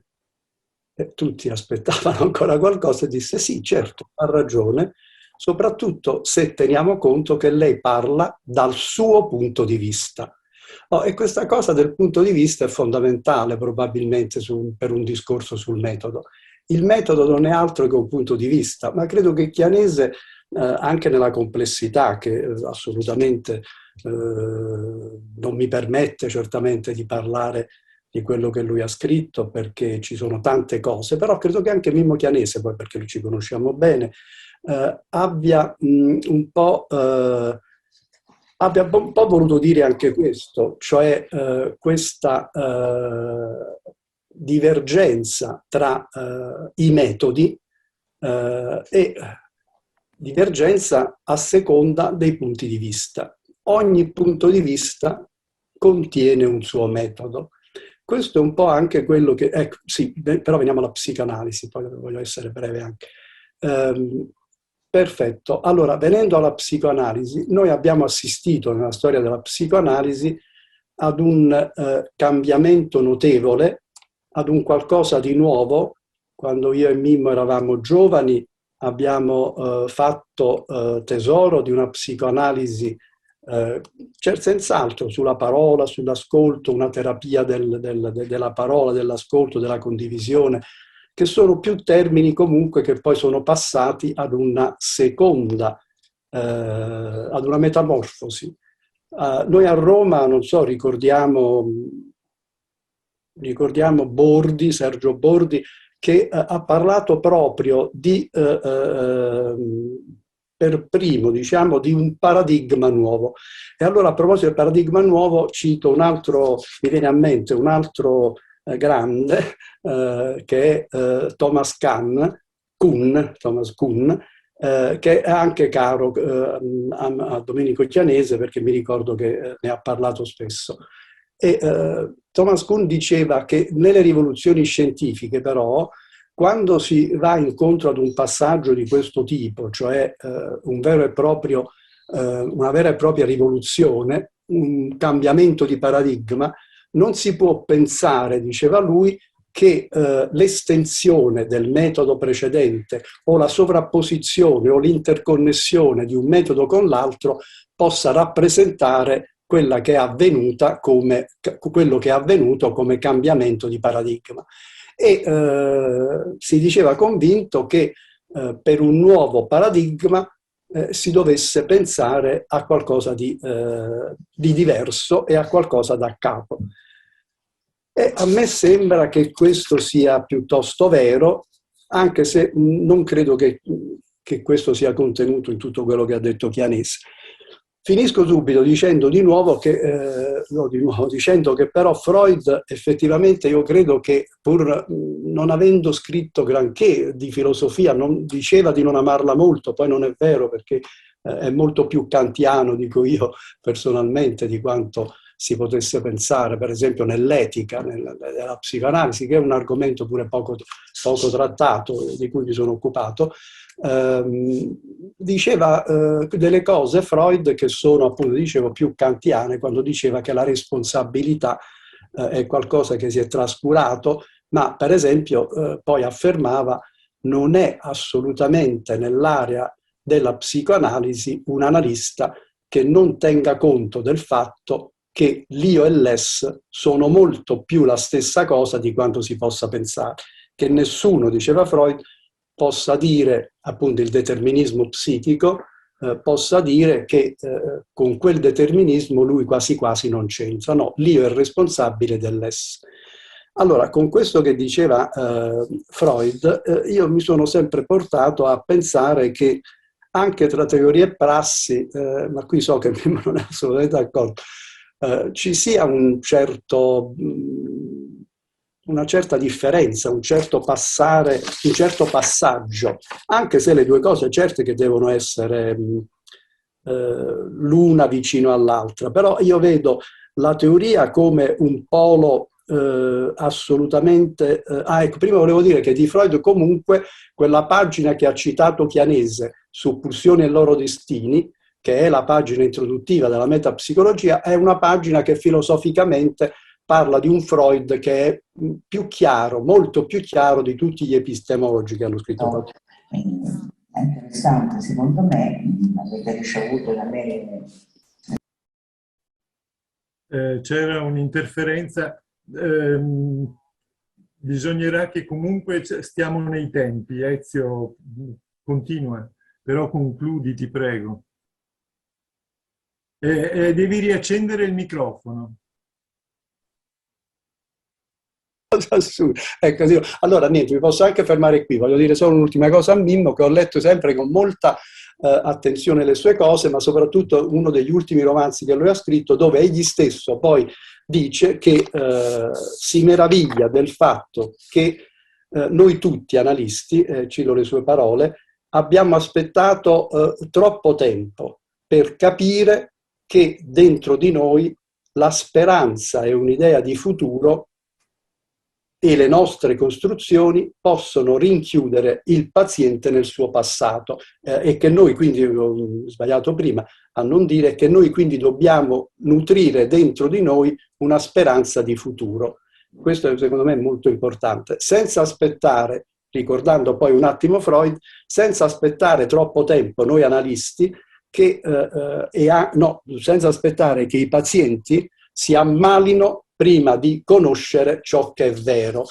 Queste sono parole di Freud. Vabbè, insomma, voglio dire appunto questo, che ci sono tante cose nel testo di Chianese con il quale si può interloquire, ma oltre ai complimenti, dico, è troppo corposo, almeno per poter dire altro che non queste due citazioni qui di Popper e di Kuhn.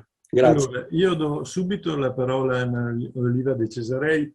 Prego tutti di essere contenuti negli interventi, perché credo che ci saranno tante persone desiderose di dire qualcosa e dobbiamo amministrarci. Prego. Sì,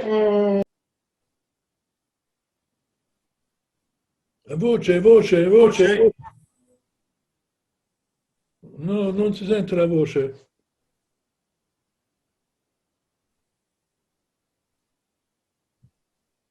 Ecco. ok, grazie a Mimmo, si sente? Sì, si sente. E grazie al Centro Veneto che ha pensato a questi incontri così interessanti e anche li ha partecipati a tutti noi della SPI, quindi proprio un grazie caloroso. Partirei da fede, bellezza e speranza, che sono aspetti della relazione primaria quando le cose funzionano bene che aprono verso il futuro, no? Verso la logica del desiderio. Quando quindi il soggetto è investito e quando invece subentra l'oggetto con la sua problematica, con quando è invadente in senso lato, noi tutti abbiamo moltissimi esempi, e subentra quella che Green chiama la logica della disperazione, abbiamo a che fare con tutto ciò che molto sinteticamente cataloghiamo con inconscio non rimosso. Devo dire che nel tuo lavoro, Mimmo, ho visto sia, ho sentito, e procederò più per immagini che mi ha suscitato sia la parte clinica che le immagini che tu hai annesso, perché mi sembra proprio una bella unione nel lavoro analitico, del lavoro sull'inconscio rimosso e sull'inconscio non rimosso, nel senso che partendo da Luca, dall'uomo della farfalla, mi sembra proprio che dapprima attraverso il doppio, no? L'amico più sconclusionato, eccetera, abbiate avvicinato nell'analisi questa parte che probabilmente era fratturata, e in qualche modo ho sentito molto collegata nell'ultimo sogno a questa C rivolta verso l'isola della zia, verso Procida, no? Che era un affetto fondamentale, primario, ma mi è sembrato anche, in quanto isola separata dalla terraferma, anche molto emblematico di questa divisione di cui parli fra corpo e anima, no? A proposito di questo paziente, e come proprio nell'analisi siate riusciti a unire corpo e anima nei territori e nei significati fondamentali della vita, ma anche dell'affettività. E da questo punto di vista, e concludo, mi è sembrato che le immagini che hai scelto fossero una metafisica, molto, molto metafisica appunto, poi Klee con il castello e il sole e tutti questi colori che fanno parte comunque anche di tutto l'aspetto dell'idealizzazione primaria, e il geografo con le mappe e il territorio che in qualche modo ha unito i due mondi. Chiudo. Ovviamente, Mimmo, quando tu vuoi dire qualcosa lo fai immediatamente, altrimenti sentiamo chi altri vuole intervenire. Sentiamo altri interventi e poi dico qualcosa. Già è stato lungo, quindi preferisco ascoltare.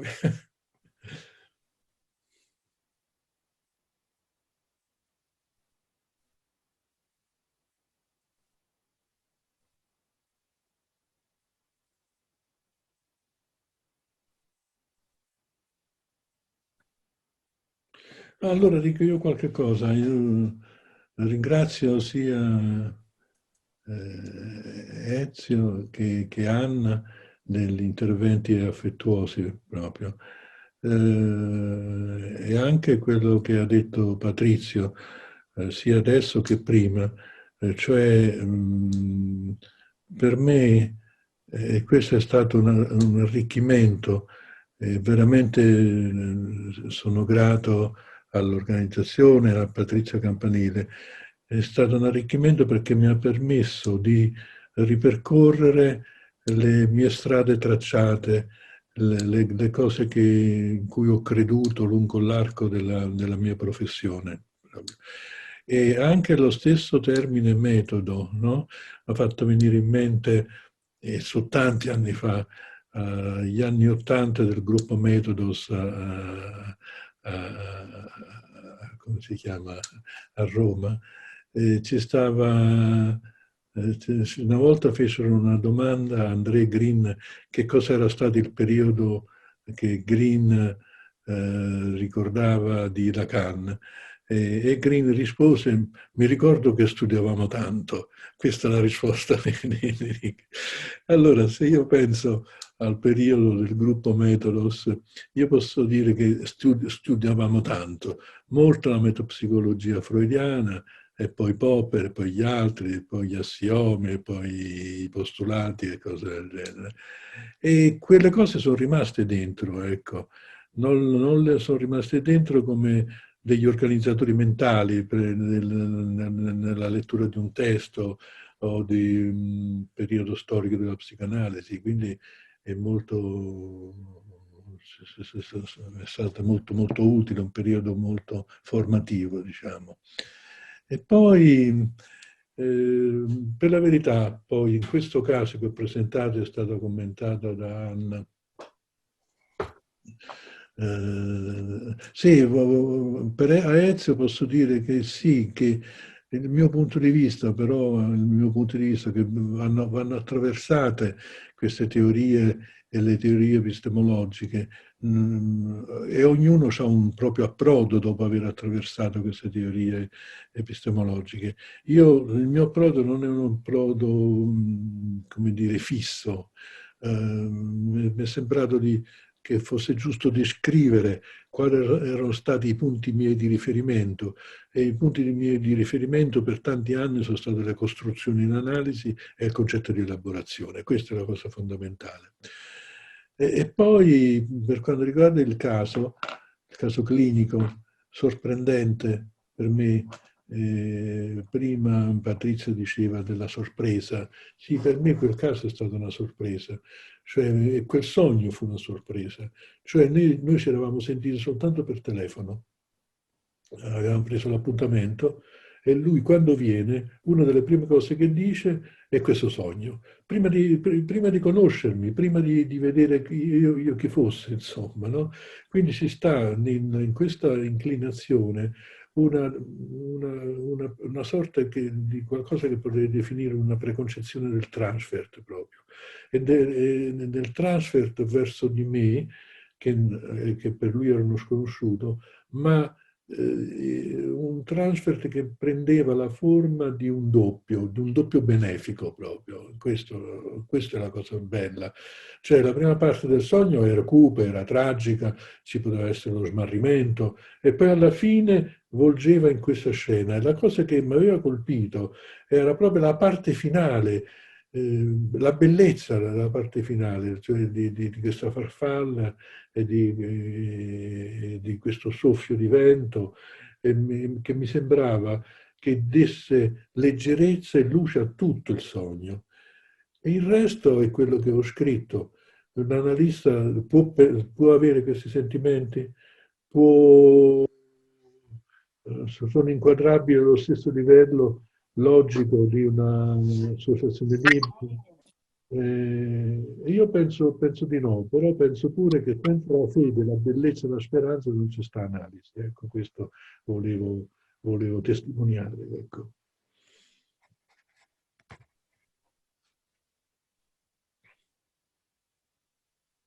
Altri vogliono intervenire? Gen Mazzontini. Accendi anche sì, eccomi, il video? Perfetto. Eccomi. Facevo fatica a muovere il mouse. Okay. Va bene, la discussione mi è piaciuta molto, il testo mi è piaciuto molto, perché credo che comporti una riflessione un po' in generale sui metodi, no? Nel senso che Mimmo citava Kuhn, però a me la progressione del suo scritto, il rapporto al metodo, mi ha ricordato, mi ha fatto pensare molto più che a Kuhn, a Feyerabend, contro il metodo, no? Contro il metodo, che fu una posizione epistemica molto interessante dei tardi anni 70, no? Perché lui, come dire, ha tentato di liberare il progresso scientifico dal peso di regole predefinite che ne traccino il percorso.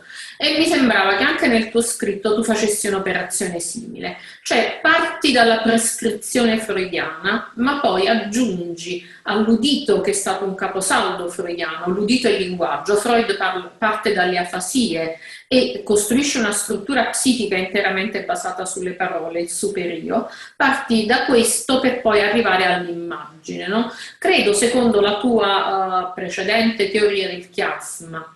Allora, però tutto questo secondo me è soggetto a salti. Tutta la teorizzazione secondo me è soggetta a salti, anche le teorizzazioni fisiche delle cosiddette scienze della natura, no? Però secondo me i salti sono molto più vistosi, i salti metodologici sono molto più vistosi quando ti occupi di un oggetto complesso, e certamente l'uomo è un oggetto complesso e la psiche è un oggetto complesso all'interno di un altro oggetto complesso. Allora, intanto volevo capire meglio il tuo utilizzo delle immagini, la tua congiunzione del visivo, quando dici che l'inconscio è prevalentemente visivo. E io lo capisco quello che dici, perché l'inconscio balza fuori per immagini, dal sogno all'immagine che ti attraversa la mente. Ma poi lo riceviamo, lo spieghiamo, lo decostruiamo attraverso il linguaggio. Cioè forse la funzione analitica più propria è quella del linguaggio e non è quella dell'immagine. Allora tu come coniughi questo salto, no? Posto che tu poni che l'immagine sia altrettanto importante dell'udito, no? Volevo capire meglio questo tuo passaggio, come sfrutti l'immagine per coniugarla all'interno di una funzione linguistica che sia al contempo decostruttiva, cioè analitica dell'immagine stessa, ma poi costruttiva / ricostruttiva. Questa era una cosa.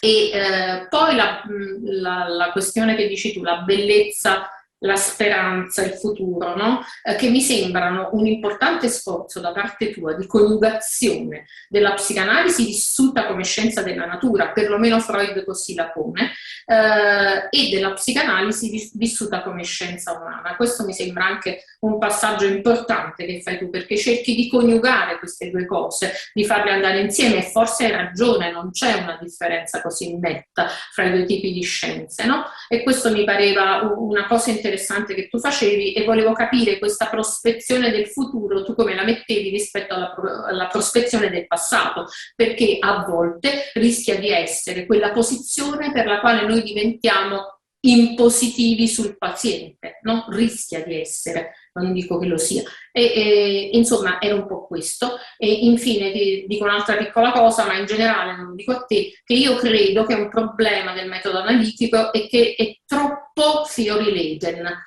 Ogni osservazione è troppo gravata da un peso teorico, e questo determina uno scollamento tra teoria ed esperienza, che secondo me è anche legato a certi mutamenti teorici che cercano di avvicinarsi all'esperienza, però per questo devono fare troppo a meno della teoria o devono semplificare eccessivamente la teoria, mentre altri tipi di teorie analitiche si basano molto su concetti teorici, ma gravano troppo l'esperienza del concetto teorico, rischiando di perdersela. Abbiamo finito.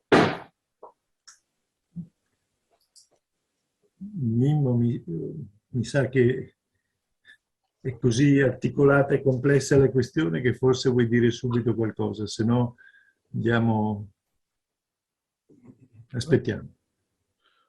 No, posso dire alcune cose.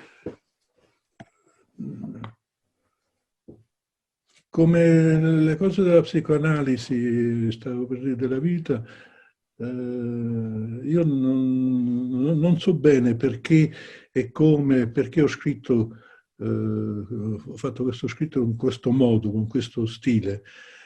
Ci stanno sicuramente, per quanto riguarda la terminologia usata da Gemma, stanno dei salti nel testo, no? Stanno delle aree più prevalentemente teoriche, però ci tenevo a non andare unicamente in una dimensione teorica, ma di vincolarla, collegarla, radicarla all'interno di una situazione clinica che ho cercato sinteticamente di descrivere.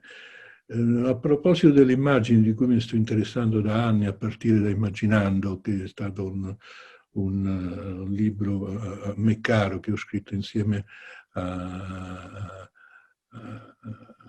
mia moglie, e poi è stato tradotto in francese, siamo stati invitati pure al Centro Psicoanalitico di Parigi, e lì mi sono molto meravigliato perché eravamo andati molto tremebondi, sapendo che quello è un territorio della parola, e quindi noi andavamo lì a portare delle immagini e siamo stati molto ben accolti.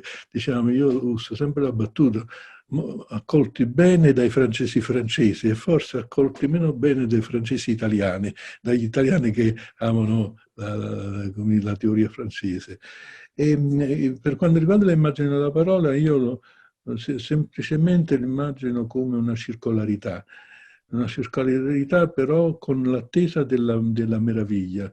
Noi possiamo articolare un'immagine, trasportarla in parola, però bisogna sempre attendere di nuovo un'immagine che ci può sorprendere. Del resto, noi stanotte conosciamo gli antefatti della nostra giornata, c'è stata questa conferenza, questa relazione con voi, però è imprevedibile la cosa che io andrò a sognare stanotte. E questa cosa imprevedibile è fatta di immagini, e di immagini che mi sorprendono prima della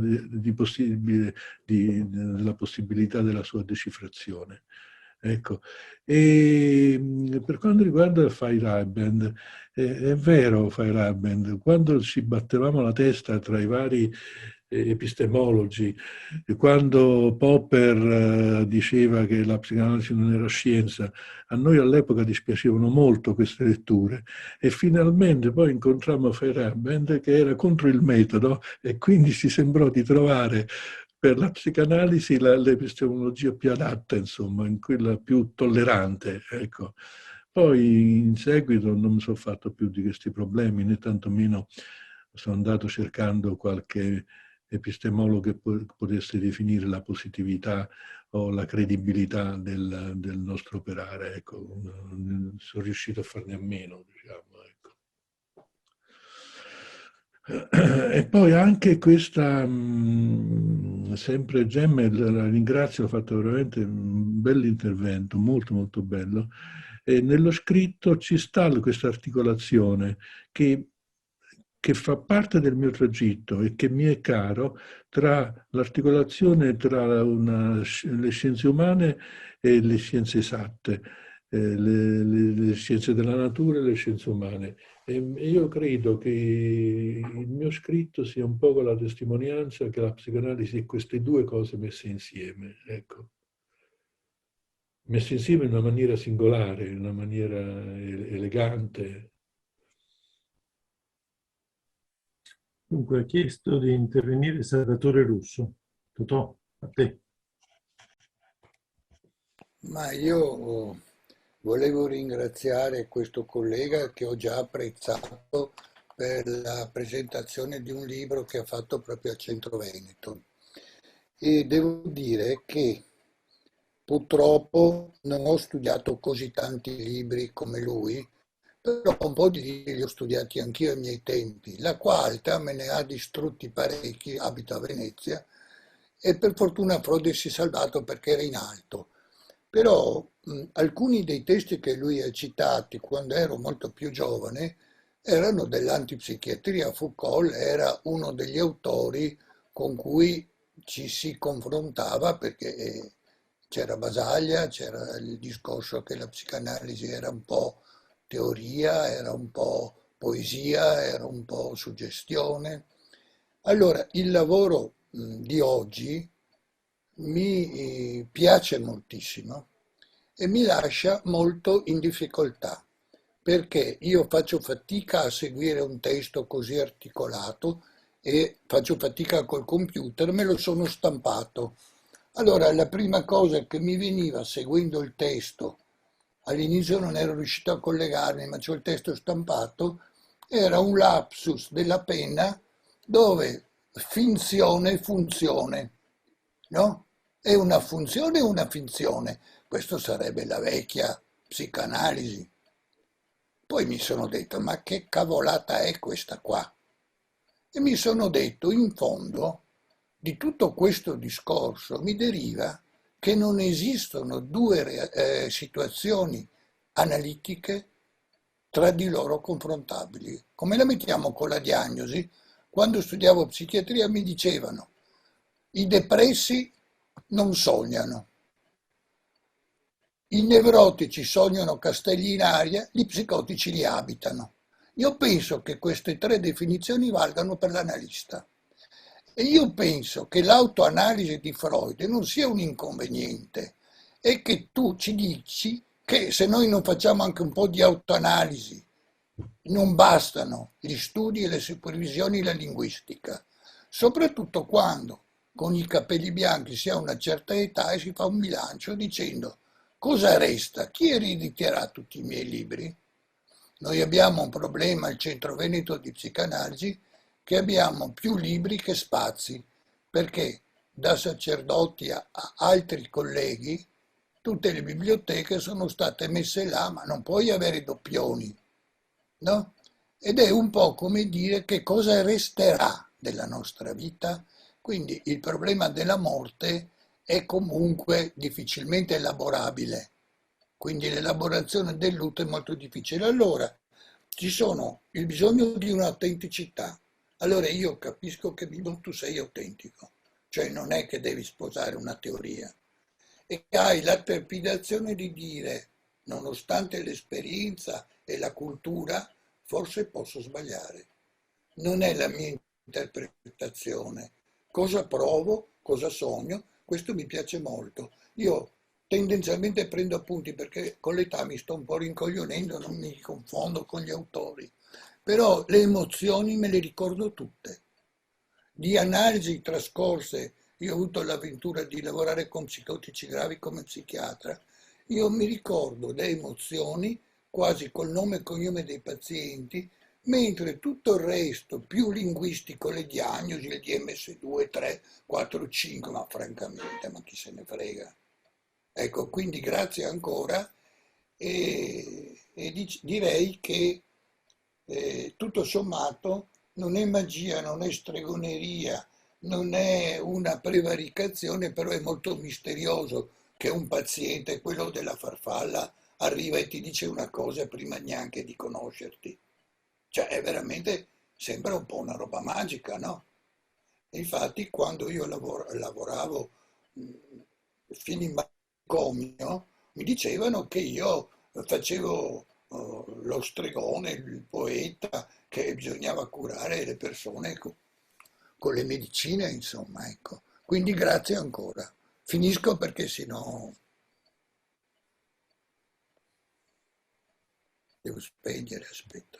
In attesa che qualcuno alzi la mano, vi dirò che quando io ho letto il primo sogno di Luca, ho pensato che quello fosse il sogno di Mimmo, perché il precedente analista di Luca era morto e quindi c'era da avere speranza di restare in vita e che questo non fosse solo il desiderio di Luca, ma che fosse il desiderio dell'analista che doveva subentrare all'analista morto.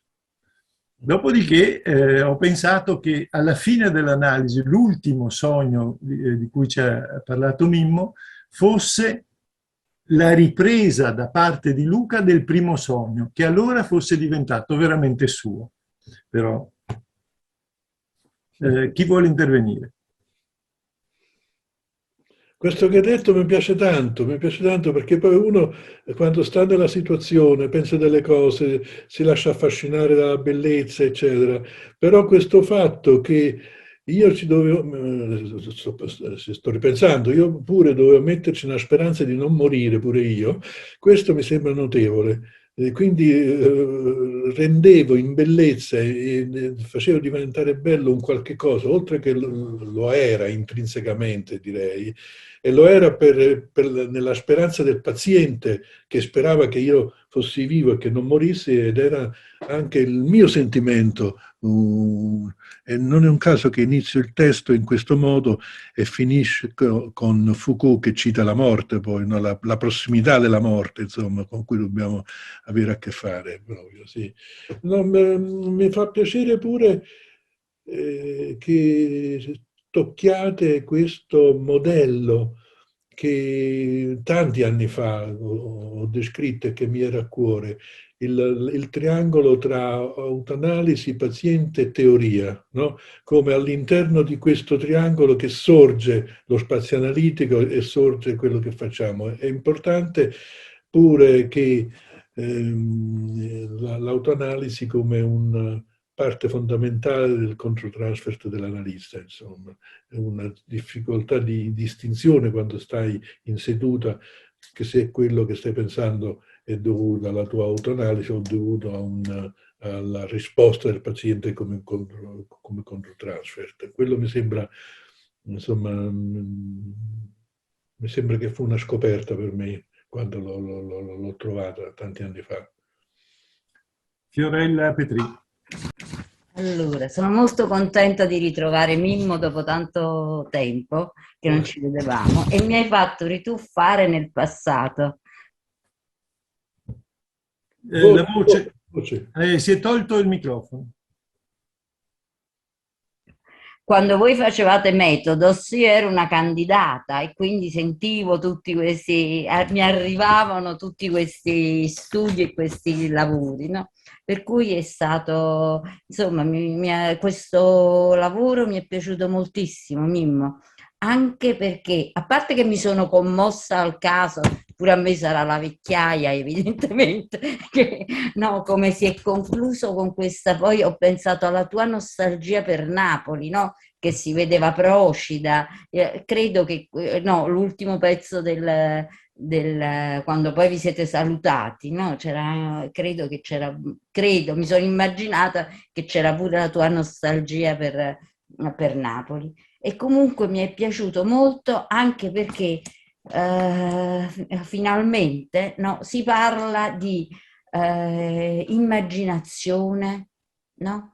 Di ascolto. Tu a un certo punto dici ascolto e udire l'inatteso, cioè non aspettarci sempre, no, sia noi che diciamo sempre le stesse cose, sia l'altro che dobbiamo interpretare sempre le stesse cose, e questo inatteso che ci apre alla fiducia del futuro. No, evidentemente non dobbiamo avere paura dell'inatteso, no, che il paziente ci porta. E poi mi è piaciuto anche molto questo, no, appunto queste trasformazioni silenziose di cui tu parli e che in qualche modo si possono cogliere anche attraverso questo pensiero per immagini, e che non sia solo un pensiero per parole, che pure mi sembra che, no, che in qualche modo, insomma, forse ci aiuta molto questo poter pensare anche alle immagini, dare attenzione alle immagini, farci attraversare dalle immagini, cogliere le nostre di immagini. Insomma, mi sembra che forse perché pure le immagini, no? Un po' come quando tu dici udire l'inatteso, c'è anche le immagini che sono imprevedibili, no? Che ci colgono in maniera imprevedibile. Questo secondo me rende vivo, no? A me sembra che tu parli di un metodo vivo. Questa è la cosa che volevo dire. Ti ringrazio ancora e ringrazio anche il Centro Veneto di darci questa possibilità. Grazie. Luigi Rinaldi.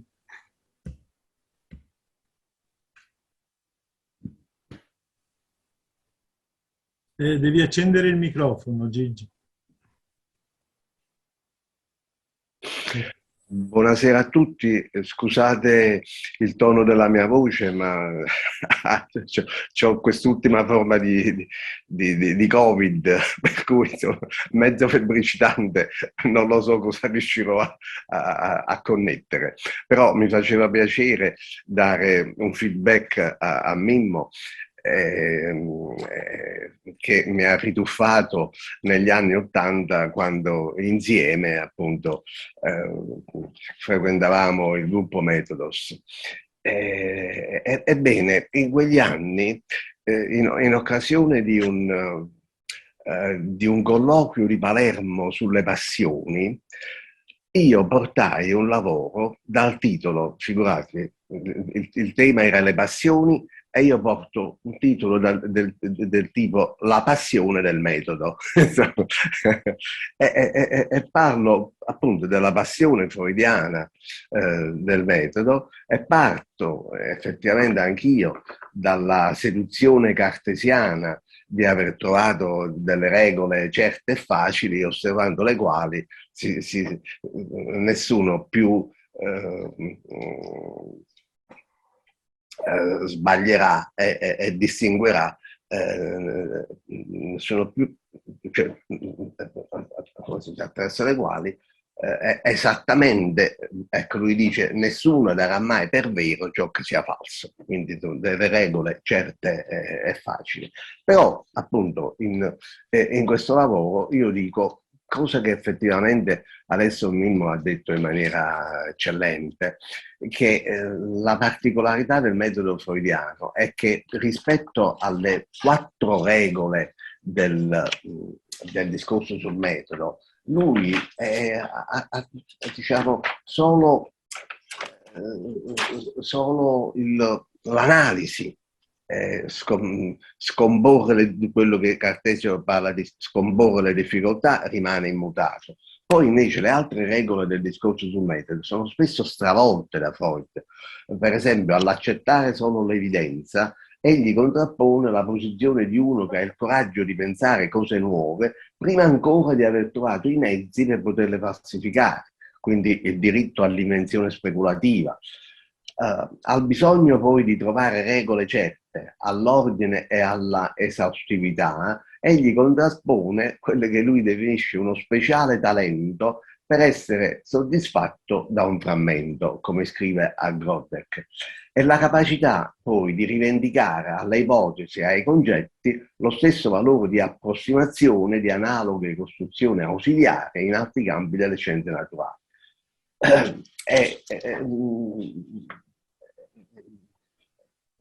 Quindi il diritto all'invenzione speculativa, all'immaginazione, anche se Freud aggiunge che per mettere un limite a un processo di immaginazione o di fantasie che possono diventare anche delle fantasticherie, allora bisogna mettere un limite. E qual è questo limite? Un limite che ogni ricercatore serio comunque deve porsi, e dice Freud, la famosa invocazione alla strega metapsicologia, quando sopraggiunge un blocco nel processo di indagine analitica, bisogna, come Fausto, richiedere ricorso alla strega. Dobbiamo dirci, allora non c'è che la strega, è bene questa strega è la metapsicologia. Non si può avanzare di un passo se non speculando, teorizzando, stavo per dire fantasticando, ecco, il fantasieren famoso. Purtroppo anche questa volta le informazioni della strega non sono né molto perspicaci né molto dettagliate. L'unico nostro punto di riferimento di valore inestimabile, peraltro, è il contrasto tra processo primario e secondario. Ecco, questo contrasto tra processo primario e secondario, che Freud dice che è l'unico punto di riferimento di valore inestimabile, nei vari commenti che si fa di questo famosissimo passo, non è mai sufficientemente commentato. Si parla del fantasieren e basta. E invece, ecco, questo è un primo punto che vorrei sottolineare e porre alla tua osservazione, è il contrasto tra processo primario e secondario che andrebbe meglio e maggiormente indagato.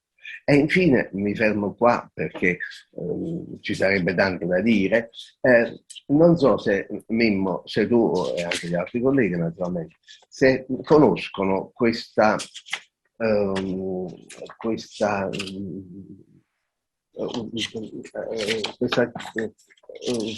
hanno fatto caso, per meglio dire, a una nota che ci sta in Totem e Tabù, perché Freud si appropria di questa bella frase di Frazer che, a mio parere, più di ogni altra semplifica il suo metodo, il suo procedimento di indagine. In una nota Frazer dice: non sono così sciocco da pretendere che le mie conclusioni su problemi così difficili siano definitive.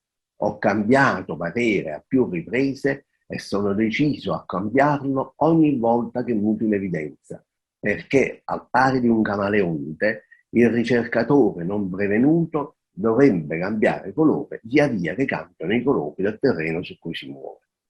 Quindi nell'analogia col camaleonte è contenuto l'imperativo epistemologico che cogliere un problema è innanzitutto mettere a punto la tecnica che permette di indagarlo. Quindi non è possibile di cercare di trovare regole certe e che univoche, assolutamente no, perché appunto l'immaginazione, il Fantasieren è il contrasto inevitabilmente esistente tra processi primari e secondari del pensiero, potremmo dire anche tra processi emotivi e processi cognitivi, più o meno la stessa cosa. In ogni nostro pensiero e in ogni nostra emozione ci sono tutte e due le cose. Quindi mi fermo qua. Grazie ancora una volta a Mimmo per aver presentato un lavoro effettivamente molto bello. Mimmo, vuoi intervenire tu? Poi mi permetterei di dire due cosettine io.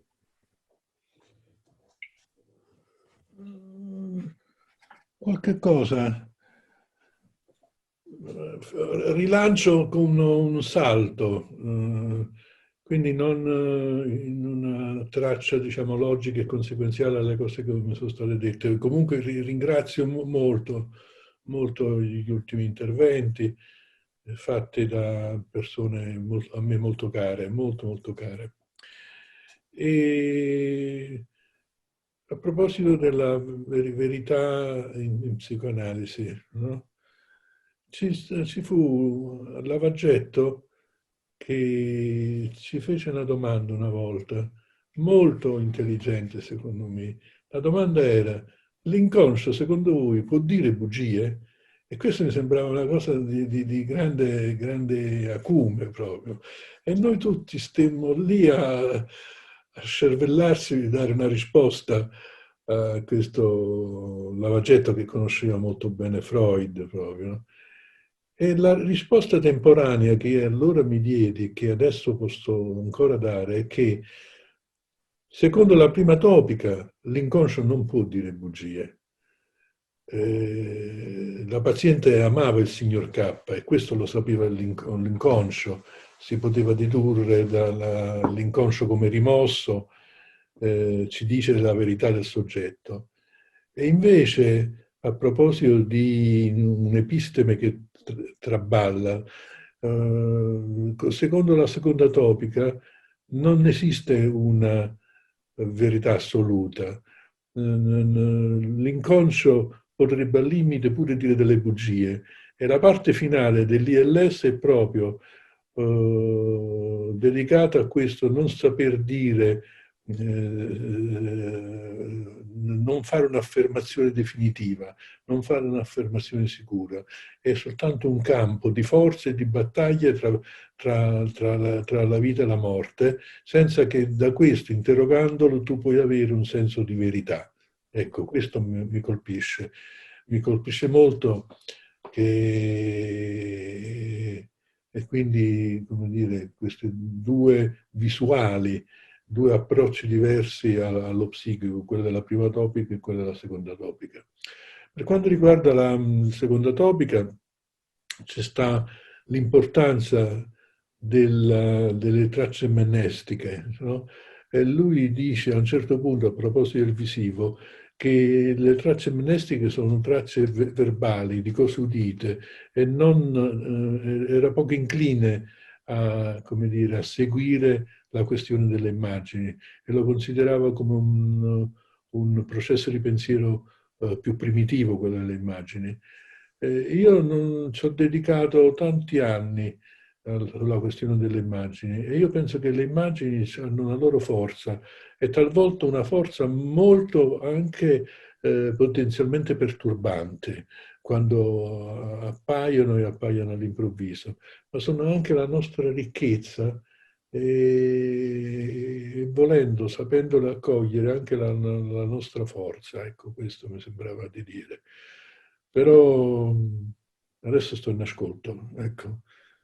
Un ascolto vostro, un ascolto di Patrizio, che vuole dire qualche cosa, forse. Sì, io volevo dire due cose. Una, richiamare due termini che hai utilizzato: organizzatori mentali. Sì. Allora, a me sembra di grandissima importanza questa nozione, perché tu sviluppi molto la questione del nesso che c'è tra teoria ed esperienza. E io credo che serva molto fare riferimento agli organizzatori mentali. E cioè, io penso che quando tu prima ricordavi quanto avete studiato, a che cosa è servito tutto quello? Secondo me a creare un'organizzazione mentale. Sì. Quella che Freud chiamava la forma mentis. Sì. E io credo che questo sia il senso della teoria, non perché dobbiamo andare a pescare questo pezzo o quel pezzo, ma perché poi quando stiamo lavorando, quando stiamo pensando, la nostra psiche è organizzata in un certo modo, perché l'abbiamo costruita passo passo negli anni, nei decenni, con una certa forma. E le cose che ascoltiamo, che vediamo, che immaginiamo, finiscono in quella forma e prendono una fisionomia che è data da quella forma. Questo personalmente penso sia l'apporto della teoria alla clinica. Sì. E guai se fosse qualcosa d'altro, e cioè un rapportare un elemento che sta su un piano pedissequamente sull'altro. La seconda cosa che volevo dire, e lì è un po' per, come si dice a Napoli, sfrocoliarti, tu hai parlato di prima topica e di seconda topica. A me sembra che tutta l'impostazione del tuo discorso di stasera sia fondato su quello che Anna Oliva ha ricordato proprio all'inizio, e cioè quella disposizione ottimistica che deriva dalle buone esperienze primarie. L'attesa fiduciosa nei confronti del futuro, del bello, del trasformabile e del trasformato, credo attinga, metta le sue radici in queste esperienze.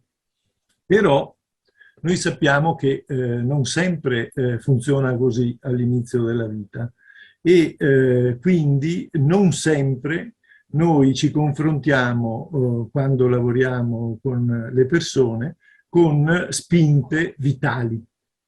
Sì. Ma il grosso problema è misurarsi con le spinte che vanno contro la vita. Sì. E allora da questo punto di vista, oltre alla prima e seconda topica, a me personalmente serve la prima e la seconda teoria delle pulsioni. E,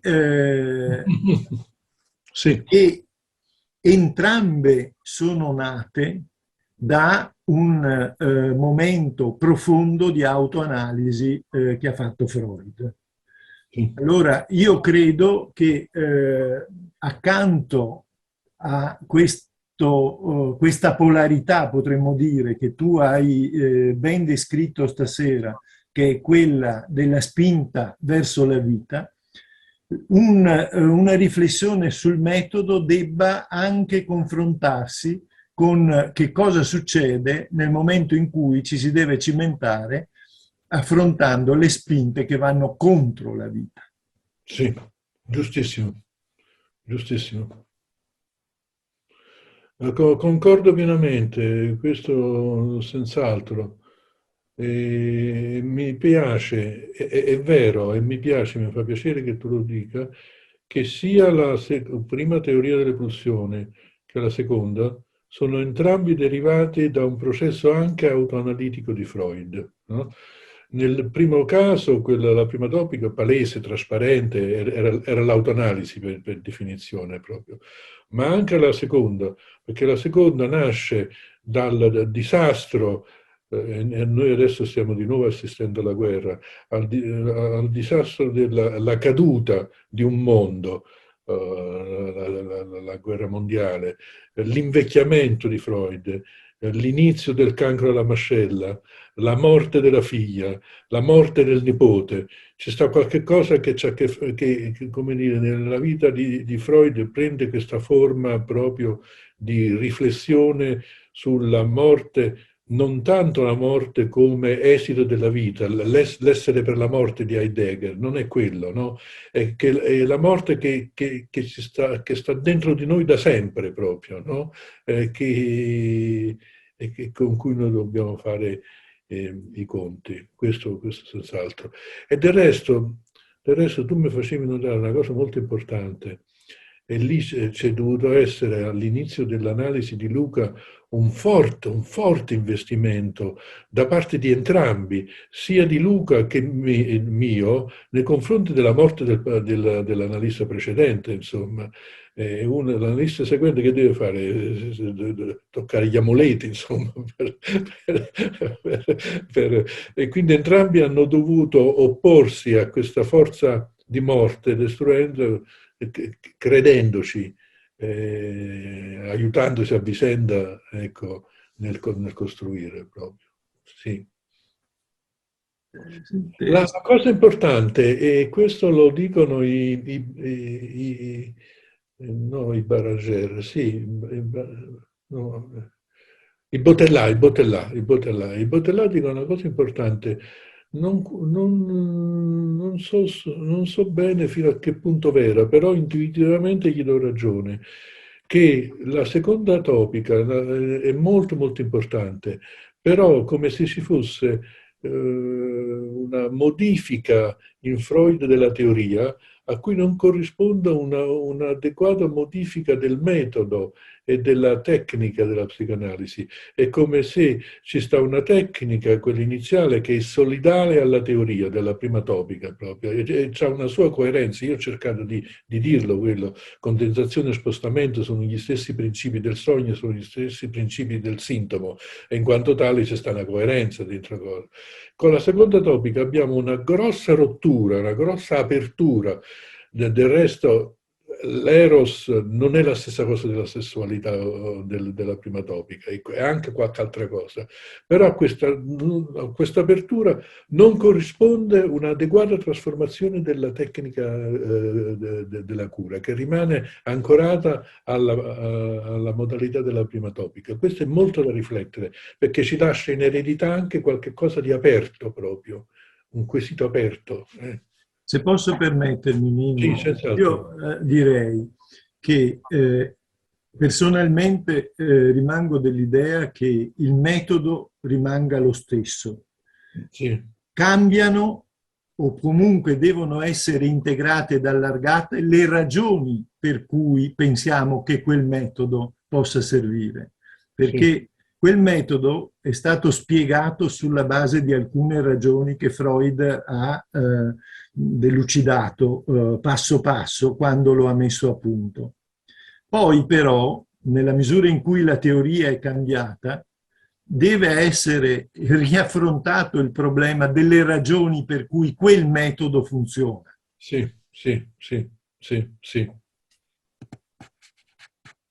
Sentite, dovevamo finire alle 11, quasi mezzanotte. Se qualcuno vuole dire un'ultima parola e poi ringraziamo Mimmo e andiamo a dormire.